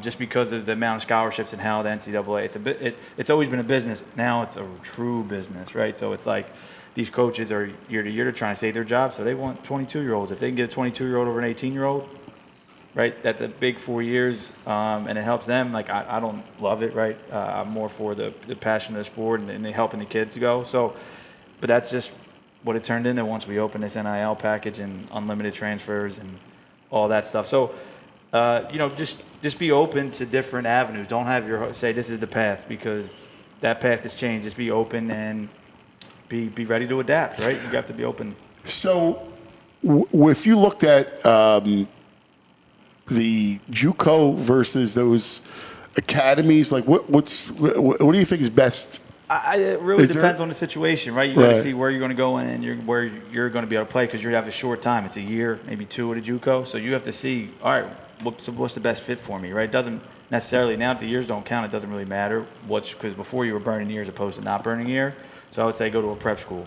But now it go to the fit, right? Do your research, see what the roster looks like, see who's in front of you, see what type of, because you have to get on the field or get on the court. You have to figure that out. So do your research beforehand, right? Understand the landscape of that program. Now, your role, do you help kids? Yeah, we help them think about it, right? Yeah. So we do our own research, try to give them the most information. You got the man right here. Yeah, I mean, he's going to be just fine. He doesn't. But, yeah, just helping them ask questions that they might not ask, right? That's kind of what we do in the athletics through that process, because not everyone is as versed in what's going on in the landscape. So helping the parents and the kids understand what questions to ask when they're going through that process is something that, I really try to be involved in. One of the other things that's interesting is that what you're going to have with this ruling is that you're going to have certain schools just try to specialize in different sports, right? So most of your Catholic universities are going to be all in on basketball, right? But no football. They're going to move over. They're going to get off of football. Like, if you're not a Power 5 school, it's going to be tough for you to really make your way in football unless you're going to play in that lower tier. For sure. Yeah, I mean, but you'll see lower schools that want to commit to it that might not have a football program, like VCU. They hire Phil Martelli Jr. They're going to be great over there because they're saying, all right, we don't have football, so we can put X amount of dollars towards the basketball program because we don't have this other sport. So helping those grow. So I think depending on the school, initially the thought was it's going to kill the NCAA tournament, it's going to kill the low majors. I think some schools are pivoting to saying, hey, we're going to invest in a certain sport or two, and we're going to be super competitive in it. So we'll see how it plays out in the next few years. These rulings keep coming down. Obviously, July 1st, the schools are allowed to officially pay people. It was coming out of the collective before. Now schools have a salary cap, $20 million they can spend across all sports. So if you don't have football, right, and you want to spend, you can be really good at other sports. And just so we're clear, the $20 million salary cap does not include the NIL portion of it. So that's what schools are allowed to physically pay people now, right? And it used to come from a collective. The collective can still pay people NIL money, but it's supposed to be regulated by Deloitte, who will say, okay, this is a valid payment. But again, I don't know how they're going to regulate that, right? How can you determine what a valid payment for work is? If you're social media, and you work on your social media, would you? Because your social media is, you're an influencer at a young age because all kids want to follow the athlete kid. Yep. I just go, hey, I'm getting Charlie to do my hoagie shop, and I'm going to pay him X amount of dollars. Yeah, so that's going to be the slippery slope that they're trying to hone it in now, but they opened the door so wide initially, it's tough to rein it back in. So we'll see how it progresses, but it's a whole new world out there. We're in overtime, by the way. OT, baby. We love our overtime here on PHLY, especially Fridays. We do our overtime on Fridays for sure. You guys work hard. I mean, it's a desert. You didn't lie to me, VG. VG told me that no one shows up here on Fridays in the summer. You guys are holding it down, man. Every week. Well, you know what they do? They do StreamYard. They do it from their houses. Okay. I So, haven't seen my boy in a minute, man. Who's that? The bro. The pro doesn't work Fridays. the pro works home from Friday. He stays home Fridays. All right. Yeah, the pro, you won't see him on a Friday. Especially in the summer. Nah, forget about it. The bro, Fridays, sometimes Mondays. He's not putting the flip flops on today. The bro's a LaSalle guy. Yeah, that's why the work ethic He probably is there. has some nightmares about Charlie. Right, I think he's tossing and turning about. Well, I was hoping, in fact, that that bro would be here, but I knew he wouldn't. This way, I can have my man over here. Yeah, let him know what's up. Let him know what's up is right. Good program. See, he's learning. They're cute. Yeah. They're a good little program. One of the things, real quick. I know you're gonna jet, but one of the things, real quick, is there's going to be schools that'll specialize like in baseball. Yeah. Like that's something that a route they'll go, and we get the College World Series coming up. Yeah, it's awesome. Again, like sports, they might just say, "Hey, we want to be on this sport. This is going to be our niche," right? Because it's hard to be so competitive across the board unless you're like one of these Power 5 schools that have a massive amount of money to do it, right? If you don't, you got to kind of get selective, right? Hey, what do we really want to be on and try to compete in at the high level because you don't have the funds to do it. Yeah. So it's going to be an interesting few years with it, but I still love college sports. It's still really cool, but it's just a different landscape. Do you like the College World Series? Yeah, I love it. I don't really follow it until it happens. It's kind of like I like NHL, like I follow the Flyers, but I really get into it in the playoffs. Right. College baseball. Yeah. Watch it from afar, and then once the College World Series starts, Then he's Boner, right? Yeah. Then we're locked in. That game last night, though, oh my God. Was that amazing? That game last night? Unbelievable. Yeah, I mean, Baldy was there. You like hockey? I didn't watch the game last night. You know what? I'm okay with hockey. It's fun to watch, though, definitely. What's your favorite sport other than football? I would say basketball. Then. Basketball? Did you play others? You play some baseball, I thought, right? I played baseball and all that, yeah. Were you a pitcher? Yeah. Yeah. Yeah. You ever skateboard? No. People are like, you got a skater kind of surfer vibe to him. A little sunshine. Yeah. Someone called him sunshine. Do not get on a skateboard, all right? I'll get Joey over here. Joey, No. His father goes nuts. Oh, yeah, sure. My last thing, did we get a recap from Shakira from Baldy earlier in the week or no? Yeah. He gave us a little. Yeah, recap. He gave us on Tuesday. Yeah. The hips definitely don't lie. So. He did a Baldy breakdown of Shakira's hips. He's a legend, man. Right? That's what he did. You should hang, if you can hang for another 10 minutes. The judge is on his way. Okay. Shays, you ever have a Shays cheesesteak? No. All right. Where's that located? The judge is coming. So I think he moved. I'm not even sure. He just opened a second location. I'm pretty sure it's a second location. On Sansom Street? Yeah, he's expanding. The other one is on JFK. On JFK Boulevard. Yeah. Okay. So he's a homicide judge who opened. It's his wife that had this cheesesteak joint. They use Wagyu beef. Wow, big time. So it's like a $30 cheesesteak. I was going to say, yeah. You're right. It's like a $30 cheesesteak. So gourmet cheesesteak. Yeah. So he's bringing him over. Oh man. So you gotta. He'll be. He's in he's in the car. Okay. So you'll be hungry. Yeah, I'm starving. Yeah. Perfect. Right. Starving. And VG, my last request, man. I want the Causettes to make me an intro for making Varsity, man. We need a song. All right, let me try and think of a song that goes with it. It's kind of a school song or something. Yeah. We definitely have to do that. Yeah. I'm the biggest. I'm the groupie for the Causettes, man. You are our biggest fan. Yeah, I am for sure. So will you be going to this Philly Live? Yeah, I'll watch games. Yeah, I'll be down there. It's cool. And you network, you see a ton of college coaches. Right. So, if you guys want Where's to it at? So it will be at the Six-Man Center, and then it'll be at Jefferson University. And there's a waiting list of 80 schools. It's crazy. Everyone wants to be in it, and they have to cap it. They couldn't take more. And this year, who's in it from our area? Everyone, every local school plays in it. So that's the kind of the gift that we get all local school, and then we have to be selective across the country. And the first couple of years, we're getting teams from Ohio. Started going. You got DeMatha? So there's one in D.C. Ours is way bigger. Really? So they do one in DMV, which is cool. But our Philly Live, again, Andre and John do a phenomenal job, and they're connected, and they use their network to bring these teams in. But now, literally, we're getting teams from Oregon, we're getting teams from California. Wow. It's crazy.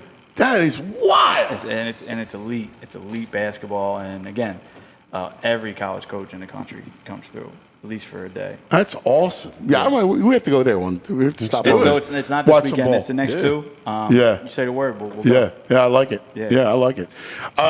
You like movies and TV? Yeah. You're a big movie guy? Yeah. Yeah. TV guy? Yeah, Yeah. why? What's your favorite show you watch? My favorite show that I watch, I'm not watching any show right now. All right. What was the last show you watched? It was You on Netflix. Oh, yeah. All right. Well, we have our man. Legend. Legend, right? Legend. TV Todd. Act like a man. You can't handle the truth. It's time for TV Time. Producer,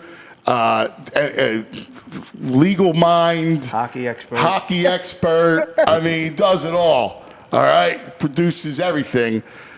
Say hello to your boy, Danny DDAD. And what up, AD? How you doing, brother? Good to see and you. young Charlie Falk, What's up? who How you doing, Charlie? who you'll be watching on Saturdays and Sundays someday. I love it. Let's go. So what do we got this week? Because everybody's looking. He's going to give you all the. If you want a show to watch, he's going to give it to you. He doesn't put you. Listen, take notes. Well, you know what's funny? I wanted to talk a little news first All right. because we have a lot of. We never get into like TV and film news too often, and we got some really cool stuff going on right now. So I was just reading. You know, this is the anniversary coming up this weekend and into next week. This is the 50th anniversary of arguably for many reasons, the greatest movie of all time, which is Jaws. Arguably. 50th anniversary. You like Jaws? Yeah. Yeah.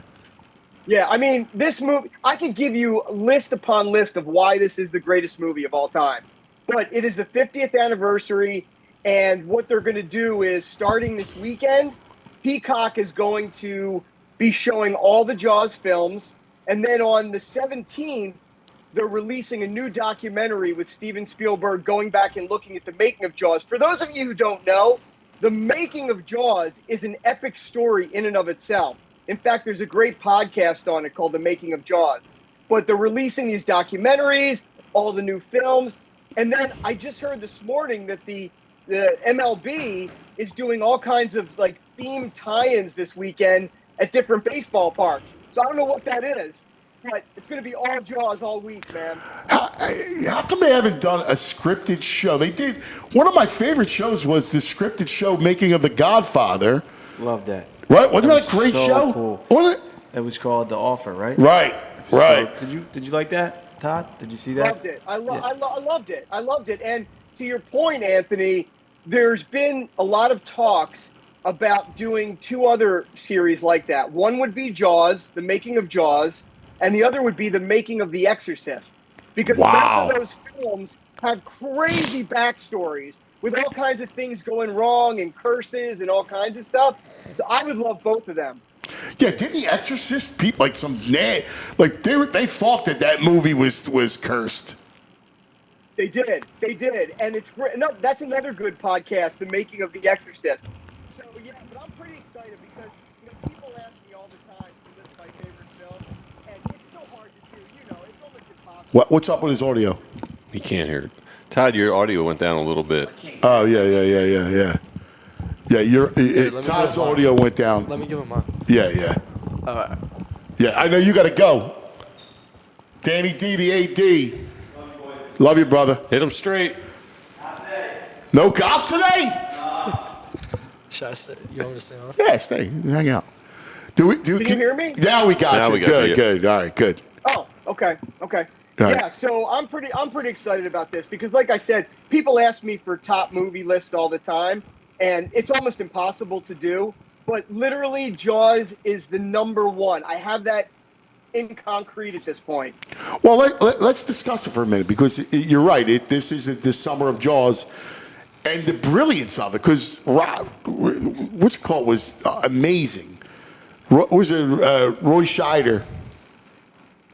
Yeah, listen. Here's the reasons. In sum, Number one, I mean, kids like Charlie, Jaws is a thing now. Right. But when that movie came out, that was the first summer blockbuster, the first one ever. And it was the first film to really affect culture. People started to talk about sharks, were scared about sharks. Even going forward to today, where we have Shark Week in July on Discovery Channel, this never happened before. This film changed our culture like no other film has. It's funny because it set upon fear.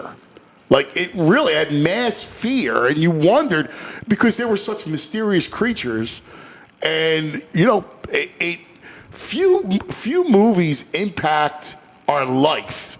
And that was one of them, where it all of a sudden people got scared. Oh my God, there's a fin! What do we see? Yeah, Charlie, you'll love this. So it was so scary at the time.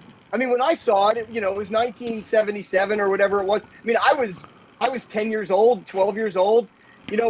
We were so scared after seeing this movie that we didn't want to be around any body of water. Whether it was a pool, I bet no one went to beaches. Toilet. No one was at beaches. Yeah, beaches, pools, toilets. People didn't want to go near water. That's incredible. The story was a great story, too. Like, just the idea of this police chief that's from New York City, goes to this island, and the characters on the island, right? In this New England kind of setup of these old fishing town, right? And Quint is one of the great all-time characters. The pressures from the money to make the money. Yeah, the pressures. in the summer. Yeah. So I saw this crazy PG. picture. I saw this crazy picture on social media actually this morning, and I just pulled it up to show you guys. Here's a viewing of Jaws. Everybody's sitting in the water in inflatable tubes, watching the movie. Imagine doing that. I'd be thinking there's a shark under me the entire time. When was this? That's wild. I'm not entirely sure, but Is that like a man-made lake? I don't know the location, but I'd be freaked out. Wow, that's wild. Yeah, that's pretty cool. That is cool. That'd be fun. Yeah. Yeah, you know what's cool? Like, VG, what you were saying, like the pressure. My favorite character in Jaws, I mean, they're all great, but I love the mayor so much. Yes. Because the mayor sums up every politician, even till today. Yes. It's like, yeah, well, I know there's shark attacks, but it's July 4th. We got to keep the beaches open. Yes. It was so well done. And then the Quint character. So did Robert Shaw? I heard a story that Robert Shaw crafted his amazing dialogue. Yeah, so you're talking about the USS Indianapolis speech, right? I mean, that's the famous speech in the movie. And everybody talks about it, and Robert Shaw has said that he wrote it. But in truth, and I want to see how these documentaries handle it, it was a combination of all kinds of people, including some of the main writers on the film. So I know they all did a pass over it. Even Peter Benchley, the writer of the book, he did a pass over it. John Milas did a pass over it. Howard Sackler did a redraft. And what happened was Shaw came in at the end and added some good stuff. So I really think ultimately it was a combination of everybody. But my favorite part about the USS Indianapolis speech is when Richard Dreyfuss was interviewed about it. He said that if you go back and watch that scene, he is literally not acting. He is as captivated and enthralled with Shaw doing that speech. He was really like that in real life. He was not acting. I mean, that scene where... Are we allowed to play it or no?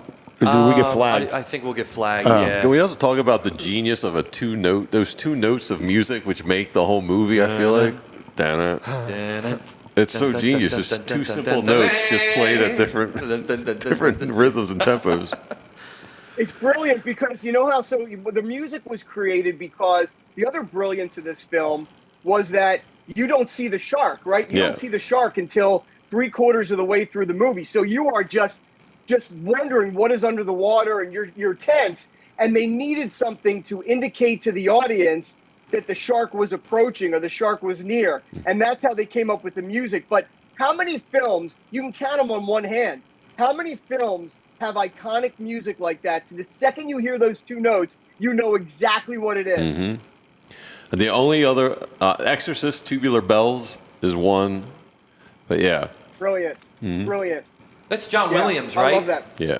Yeah, I mean, I feel like John Williams, all of his songs are like that. He's done Star Wars, he's done Jurassic Park, Jaws, all the movies that he's done, they're so like, you can recognize them.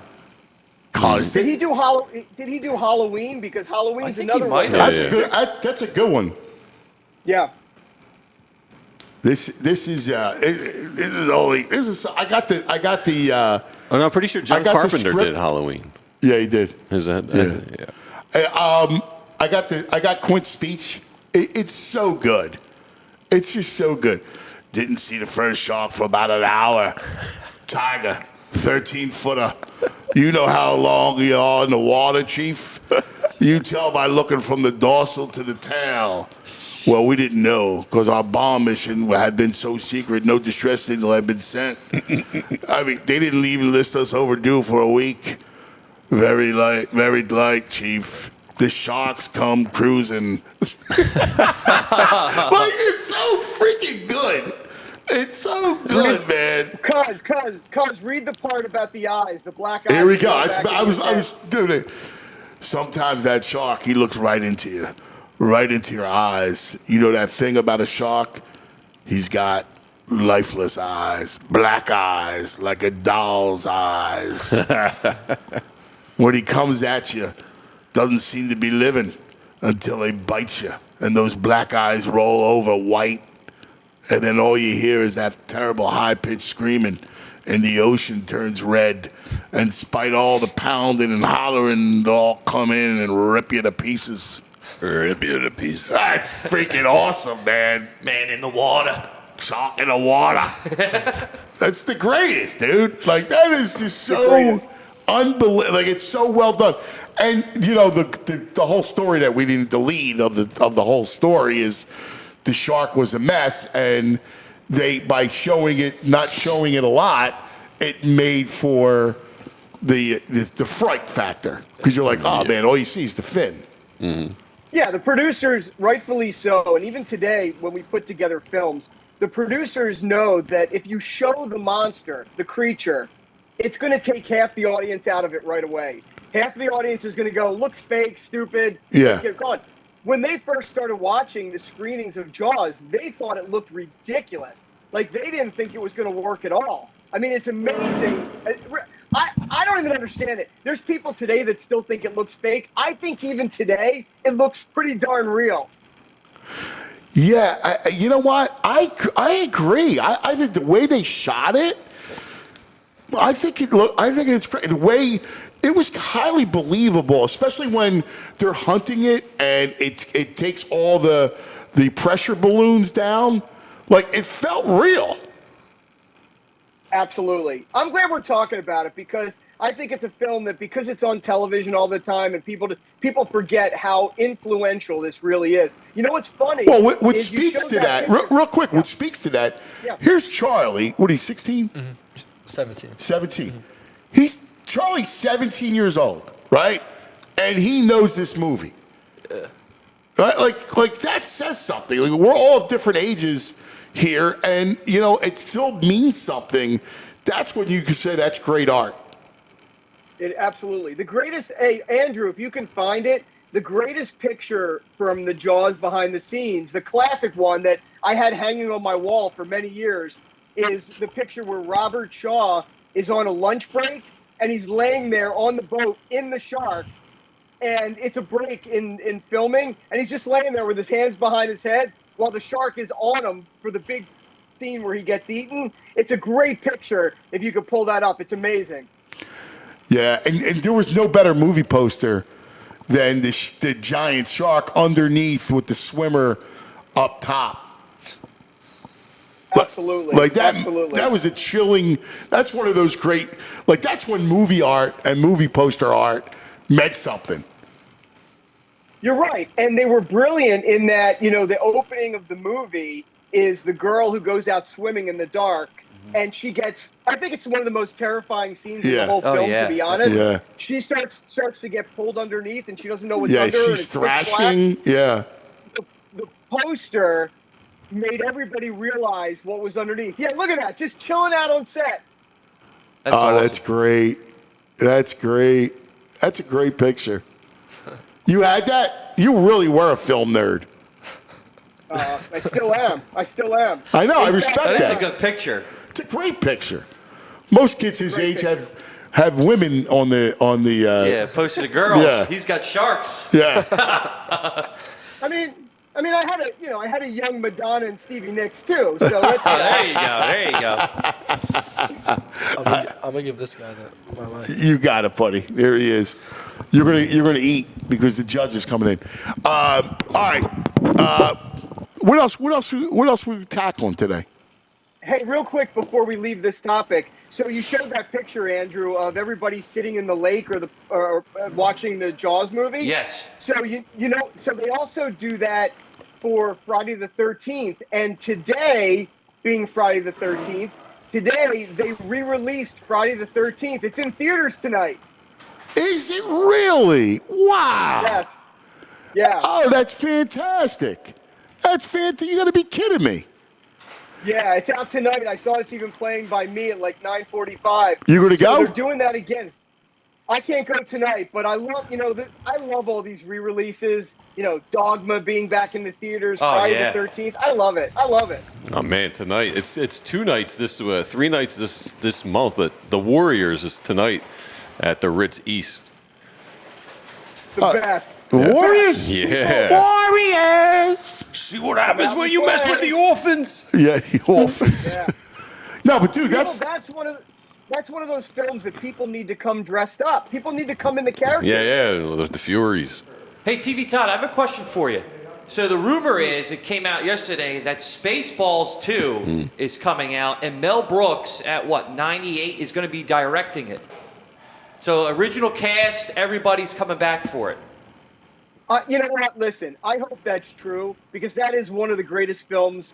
It's one of the greatest Mel Brooks films, but it's still one of the greatest comedies. I hope it's true, but all these stories are starting to come out, and I don't even know if they're real anymore. They're pumping out like AI versions of this stuff where they're showing movie posters, and I don't know if it's real. I hope it is because that would be amazing. Yeah, apparently he's going to play yogurt in the movie. So it should be funny. Have you ever seen Spaceballs? no. You don't like Mel Brooks? I mean, Blazing Saddles? Yeah, I respect them, but no, I mean, I'm not. It's not my bailiwick. Use the Schwartz. Pizza the Hut? Means nothing to me. Okay. It's a great movie. We've already established that I don't have the gene. Yeah. You know what I mean? I don't have the gene. I don't have the funny gene. There's nothing funny. I'm not funny. Yeah. Like, I can't tell jokes. All right? I can't sing and dance. And, it is what it is. I mean, it's, Hollywood Reporter's saying it's true. Yeah. Rick Moranis is coming back to play Dark I Helmet hate Man. Rick Moranis. Yeah, he's coming out of retirement to play on. Dark I Helmet always Man. hate He I was don't one think of I'd those ever heard anyone say AOs. that. I hate Rick Moranis. If I saw Rick Moranis, it's an AO. Automatic out. Honey, I Shrank the Kids. Wow. I hated him. Like, What do you 'cause he hate was about in him? every freaking movie growing up. And he was not funny. No, he's funny. He Funny. stinks. You gotta go. You're gonna see again. Rick Moranis stinks. Wait, I gotta jump in here. Because we had the same discussion. About Pee-wee. So what you're talking about is Rick Moranis in those movies. But Rick Moranis, the star of SCTV, one of the greatest shows of all time, comic shows. I was he's Canadian. amazing. It was Canadian show. Honey, I Shrunk the Kids. And it was incredible. Fit Dad says we got beef, you and him, because you don't like Rick let's Moranis. go. You like Honey, I Shrunk the Kids? I got a beef with him about the Eagles and they're opening up with the Cowboys. Little Giants? Honey, we shrunk ourselves. And it was funny. Little Giants, I was the only one, because I watched that movie 100 times with my kids, right? Yeah. And I was the only one root for the Cowboys in that movie with Spike.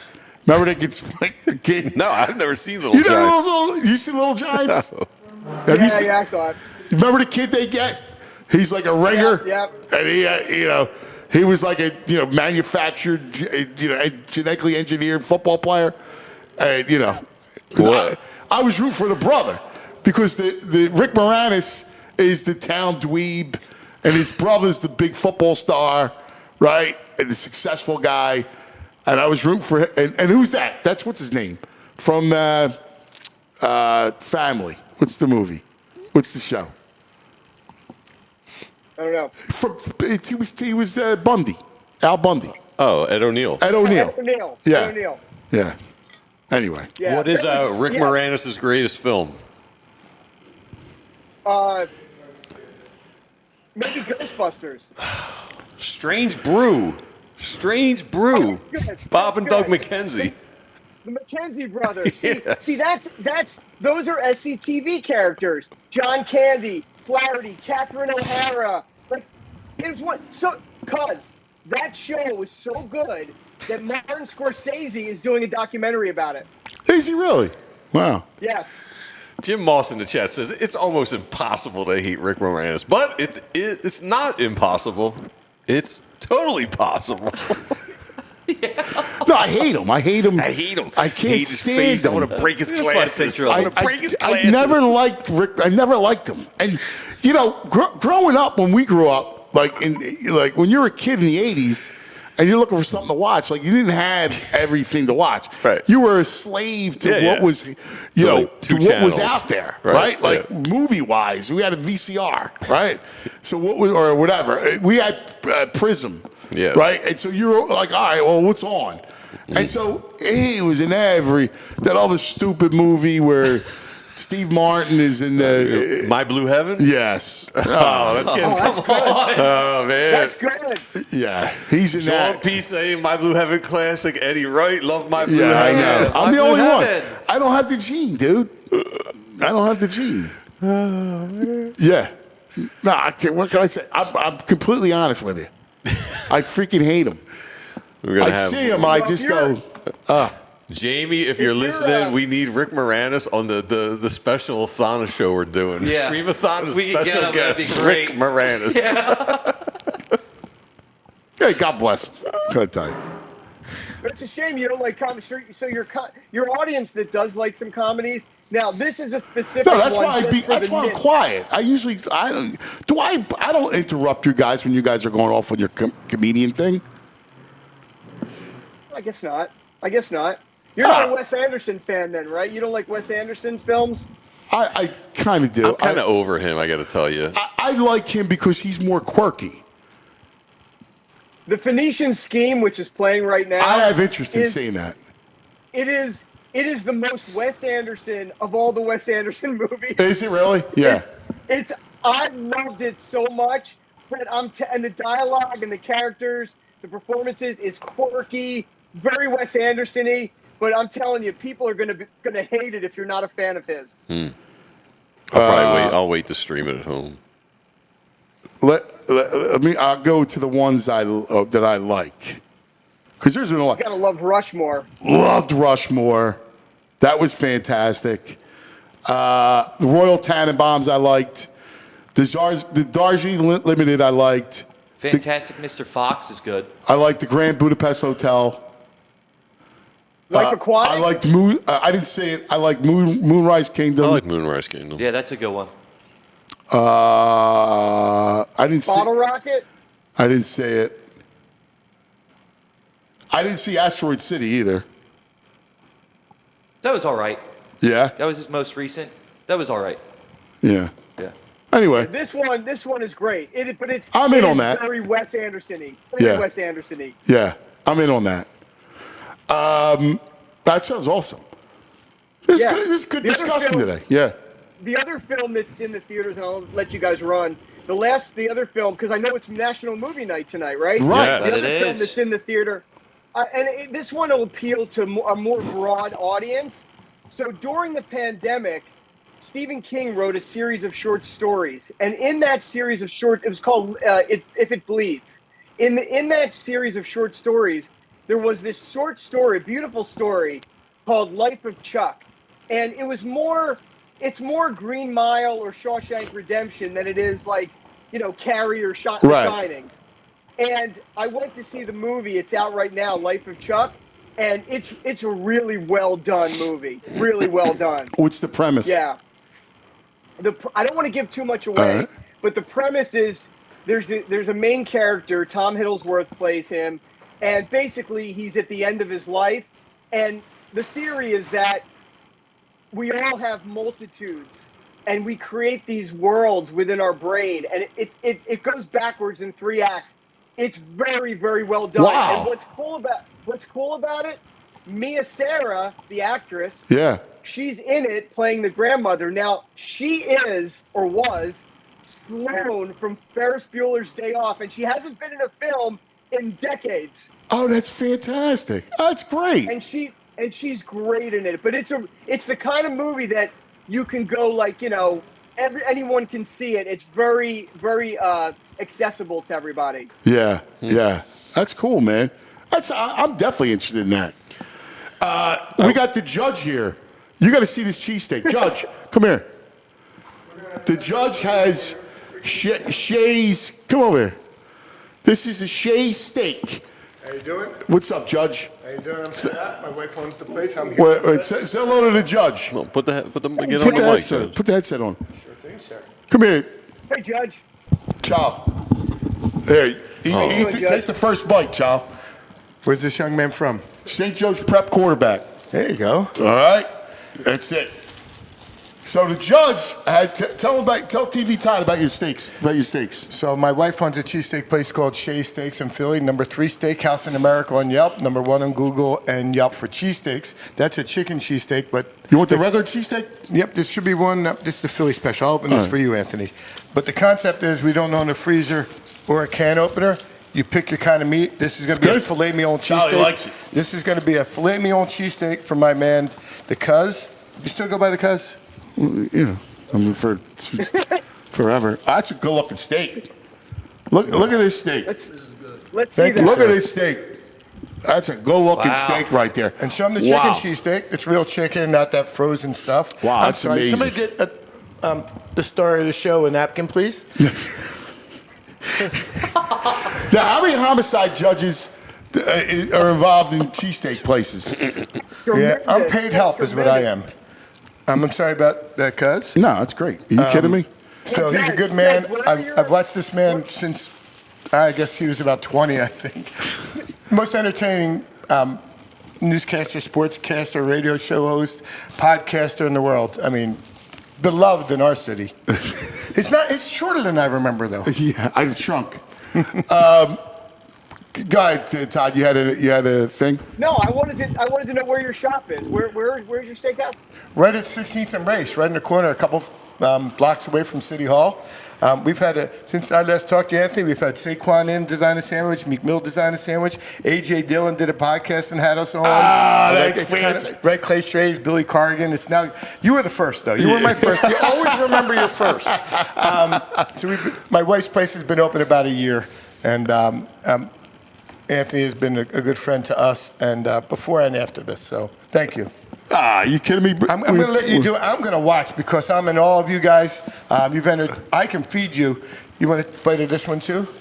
The short story is my manager, my wife's manager, let me be clear, played on the St. Joe football team when Trot was the manager. Trot Jr. was on the team, and Swift and Harrison. Get out. So the guy Ray that came here with us last time was on that team as a linebacker. That's great. Killer kid. And my brother, I'm gonna sit and watch. Always, man, always. Friend, yeah, thanks again, Judge. And where's my rematch for my ping pong match? Where is he? He's not showing his face. You smashed him in ping pong. Yeah, he's not. It was a boat. There's StreamYard today. It was a great match. We were like diving on the floor. The best is they're diving, right? Judge, because all judges, carry. The judge. I don't know about all, but a couple of us touched ones do. So the judge is playing ping pong, and meanwhile, the gun on his is showing. I don't know that's an accurate story. Is that accurate? No. Maybe? I don't know. I didn't see anything. Did you see anything? I didn't see anything. Nothing was seen. Nothing was seen. I'm gonna let you guys go. You're the best, buddy. You're the best. You're the best. There he is. There he is. The judge. The judge. You want to talk about characters, all right? We got characters for days, all right? Characters for days.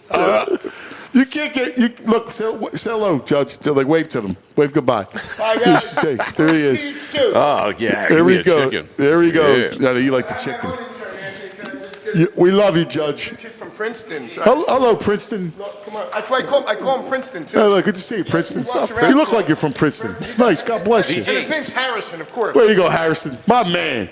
Hang with the judge. Can't go wrong with the judge. Charlie, pass it over to Andrew. There you go. Look at Andrew's like, give me that steak. Hey, Andrew, give me that steak. I'm going to crush this thing, man. Young Charlie likes it. It's good. He likes it. Anyway, we digress.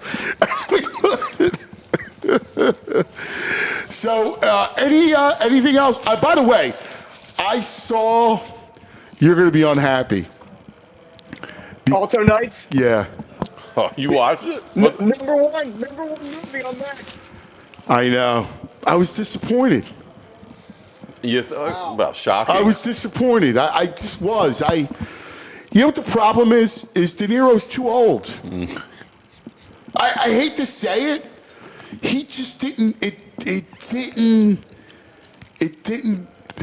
He gets remarried and I don't know. It just didn't feel real. Did Tam watch it?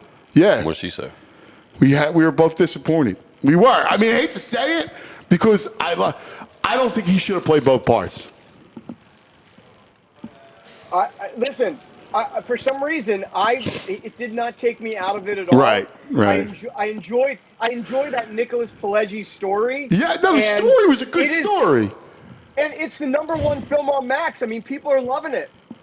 Dude, I hear you. There's a lot of crap in that top 10s. I can't go by that. I'll be honest with you. Like, I mean, Love Island's a top 10, Todd. You know what it is?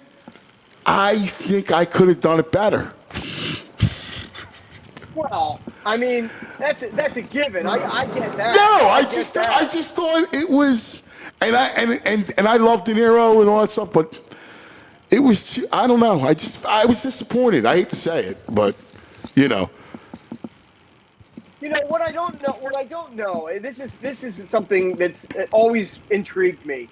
You know, when you go to the theater, when you go to a movie theater, and you sit there and you got your popcorn, it's an event, you go there, and the screen comes on. Yes. I don't know if you know, I saw it in the theater that way. Right. Like, I saw it at home. When you're sitting at home, when everybody's sitting at home, where their phone is next to them, and where they could easily get up and go to the bathroom. I don't know that people are in movies the way they used to be in movies. That's a great point, because this is the greatest distraction. You know, a lot of people will watch stuff, and they'll sit there and they may Google the movie or it's a true story. We're so used to kind of multitasking, which dilutes the experience.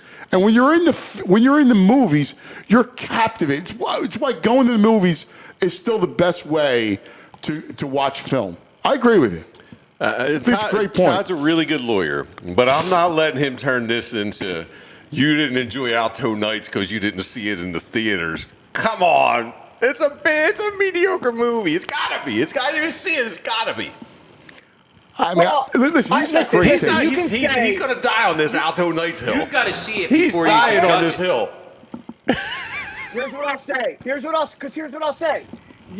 I'm saying that maybe the Cubs would have felt differently seeing it that way. But you can't argue with the fact that film has stayed #1 and has been in the top of Max since it came out. You can't argue with it. Yeah, but that's a matter of like, who knows, algorithms. I don't even know if I believe what they put into those things. I don't believe it's the #1 watch thing. Who knows, man? They force feed us all this stuff. Well, yeah, the same way they're force feeding Love Island, right? Yeah, of course. It's a top 10 show. Should it be a top 10 show? Obviously not, but it's fantastic. No, I enjoyed it. You know why? I'm gonna stick by it. You know why I love you?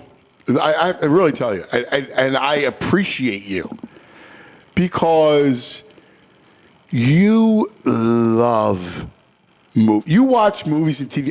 I love movies and TV. You watch movies and TV the way I watch sports. Like any sport. Like I could watch, I could find joy in watching. There was a kid pitch last night. Milwaukee? Yes. Oh, man, what a story. Right? He throws 100 and he was averaging 99, throws 104. Like I could sit and watch that kid throw. I could sit and watch a hockey game last night. Did you see how his night ended? Yeah. With the ankle? Yeah, I know. But I could sit and watch a hockey game last night that doesn't involve Philadelphia and then get so much out of it. And that's how you watch film and TV. You watch it where I can watch some college football game that I have no rooting interest. I just enjoy that competition and I can extract greatness out of it. Even though it may not be great on its own, you do the same thing, which I love, which it's why, I'll always watch stuff. You even if I don't like it, you're coming from a place of appreciation. And few critics do that. And that's my biggest problem with critics, is that they don't appreciate the work that's behind it and being done. Well, you're exactly right. What people don't appreciate, especially now as we churn content so fast, quick, streaming, on our phones, whatever, we don't understand quite what it takes to get that film in front of you. It takes years and tons of money and tons of people and tons of rejection and tons of problems. People don't even understand that. Even the worst film that makes it to television is blood, sweat, and tears. That's exactly right. Exactly right. And I appreciate the fact that that's always in the back of your mind when you're talking about something. It is. It's in the front of my mind. I know how hard it is. Yeah. I did watch The Mortician on Max. I watched the first episode. Did you see that? No, but I want to watch that. It's a fascinating story. Yeah. The guy's a total. He's an unapologetic scumbag. this old mortician dude. What's it about? He inherited a crematorium, and suddenly was doing. When the year before he inherited, the family did 194 cremations because a cremation takes like 2 hours per body. Right. To somebody.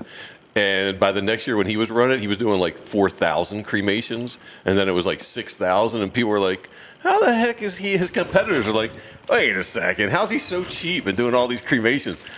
And he's jamming like 15 bodies in there, breaking bones so the bodies fit, so he does 15 at once. You get a box with your family member in it, and it's like just a combination of ashes. Wow. Potpourri of ashes. Yeah, and he's unapologetic. They interview him after he gets out of prison. He's in prison for years. He comes out. He's such a creep. I thought you were telling me he was like doing it for organized crime. No. Well, but there is some involvement with those kinds of crimes throughout it, from what I hear. But we did dude, it's crazy. The funeral home business has so many stories like this. We did an episode, if you go back and watch Curious Case on Max that we did an episode about this one funeral home that wasn't even cremating the bodies, was letting them pile up and giving people bags of concrete and saying, this is your loved one's remains. Crazy. Oh, my God. You guys remember this. There's a story in the Northeast where they were selling people's bodies because that's another big business. They sell to universities, all kinds of things. And they were selling parts. Mm-hmm. They were extrapolating the parts, the organs, everything, and selling the parts. Yeah. That was just an awful story. It's a crazy world. One of my closest friends he's Undertaker John. He runs 2 homes. He's got his own funeral home and runs another. It's a wild world, man. The industry's crazy. One of the greatest shows ever. One of my favorite shows ever, and you'll know this, involves a family having a funeral home. 6 Feet Under. Yes. Greatest ending of any series of all time. Yes. I mean, just incredible stuff. Incredible stuff. A great show. Great show. Well, my brother, as always, you're the best. We love you. I got it. In 2 weeks, I'm going to be down live with you in studio. And then VG and I are going to the draft party to talk movies and drink some beer. Yeah. That sounds like a party, man. That sounds like a party. Great stuff, brother. Appreciate it. The one, the only, See you, TV Todd. All right, buddy. Yeah. That's going to do it for us. We have that Sounds little good. back in the day. We can do it. We can pull a little something out. And on the weekend? Yeah. Something a little retro. We're going back, back, back, back. We're going back, back, back, back. We're going back, back, back, back. Back in the day. With VG. What do we got there, buddy? Hey, a little old school Phillies.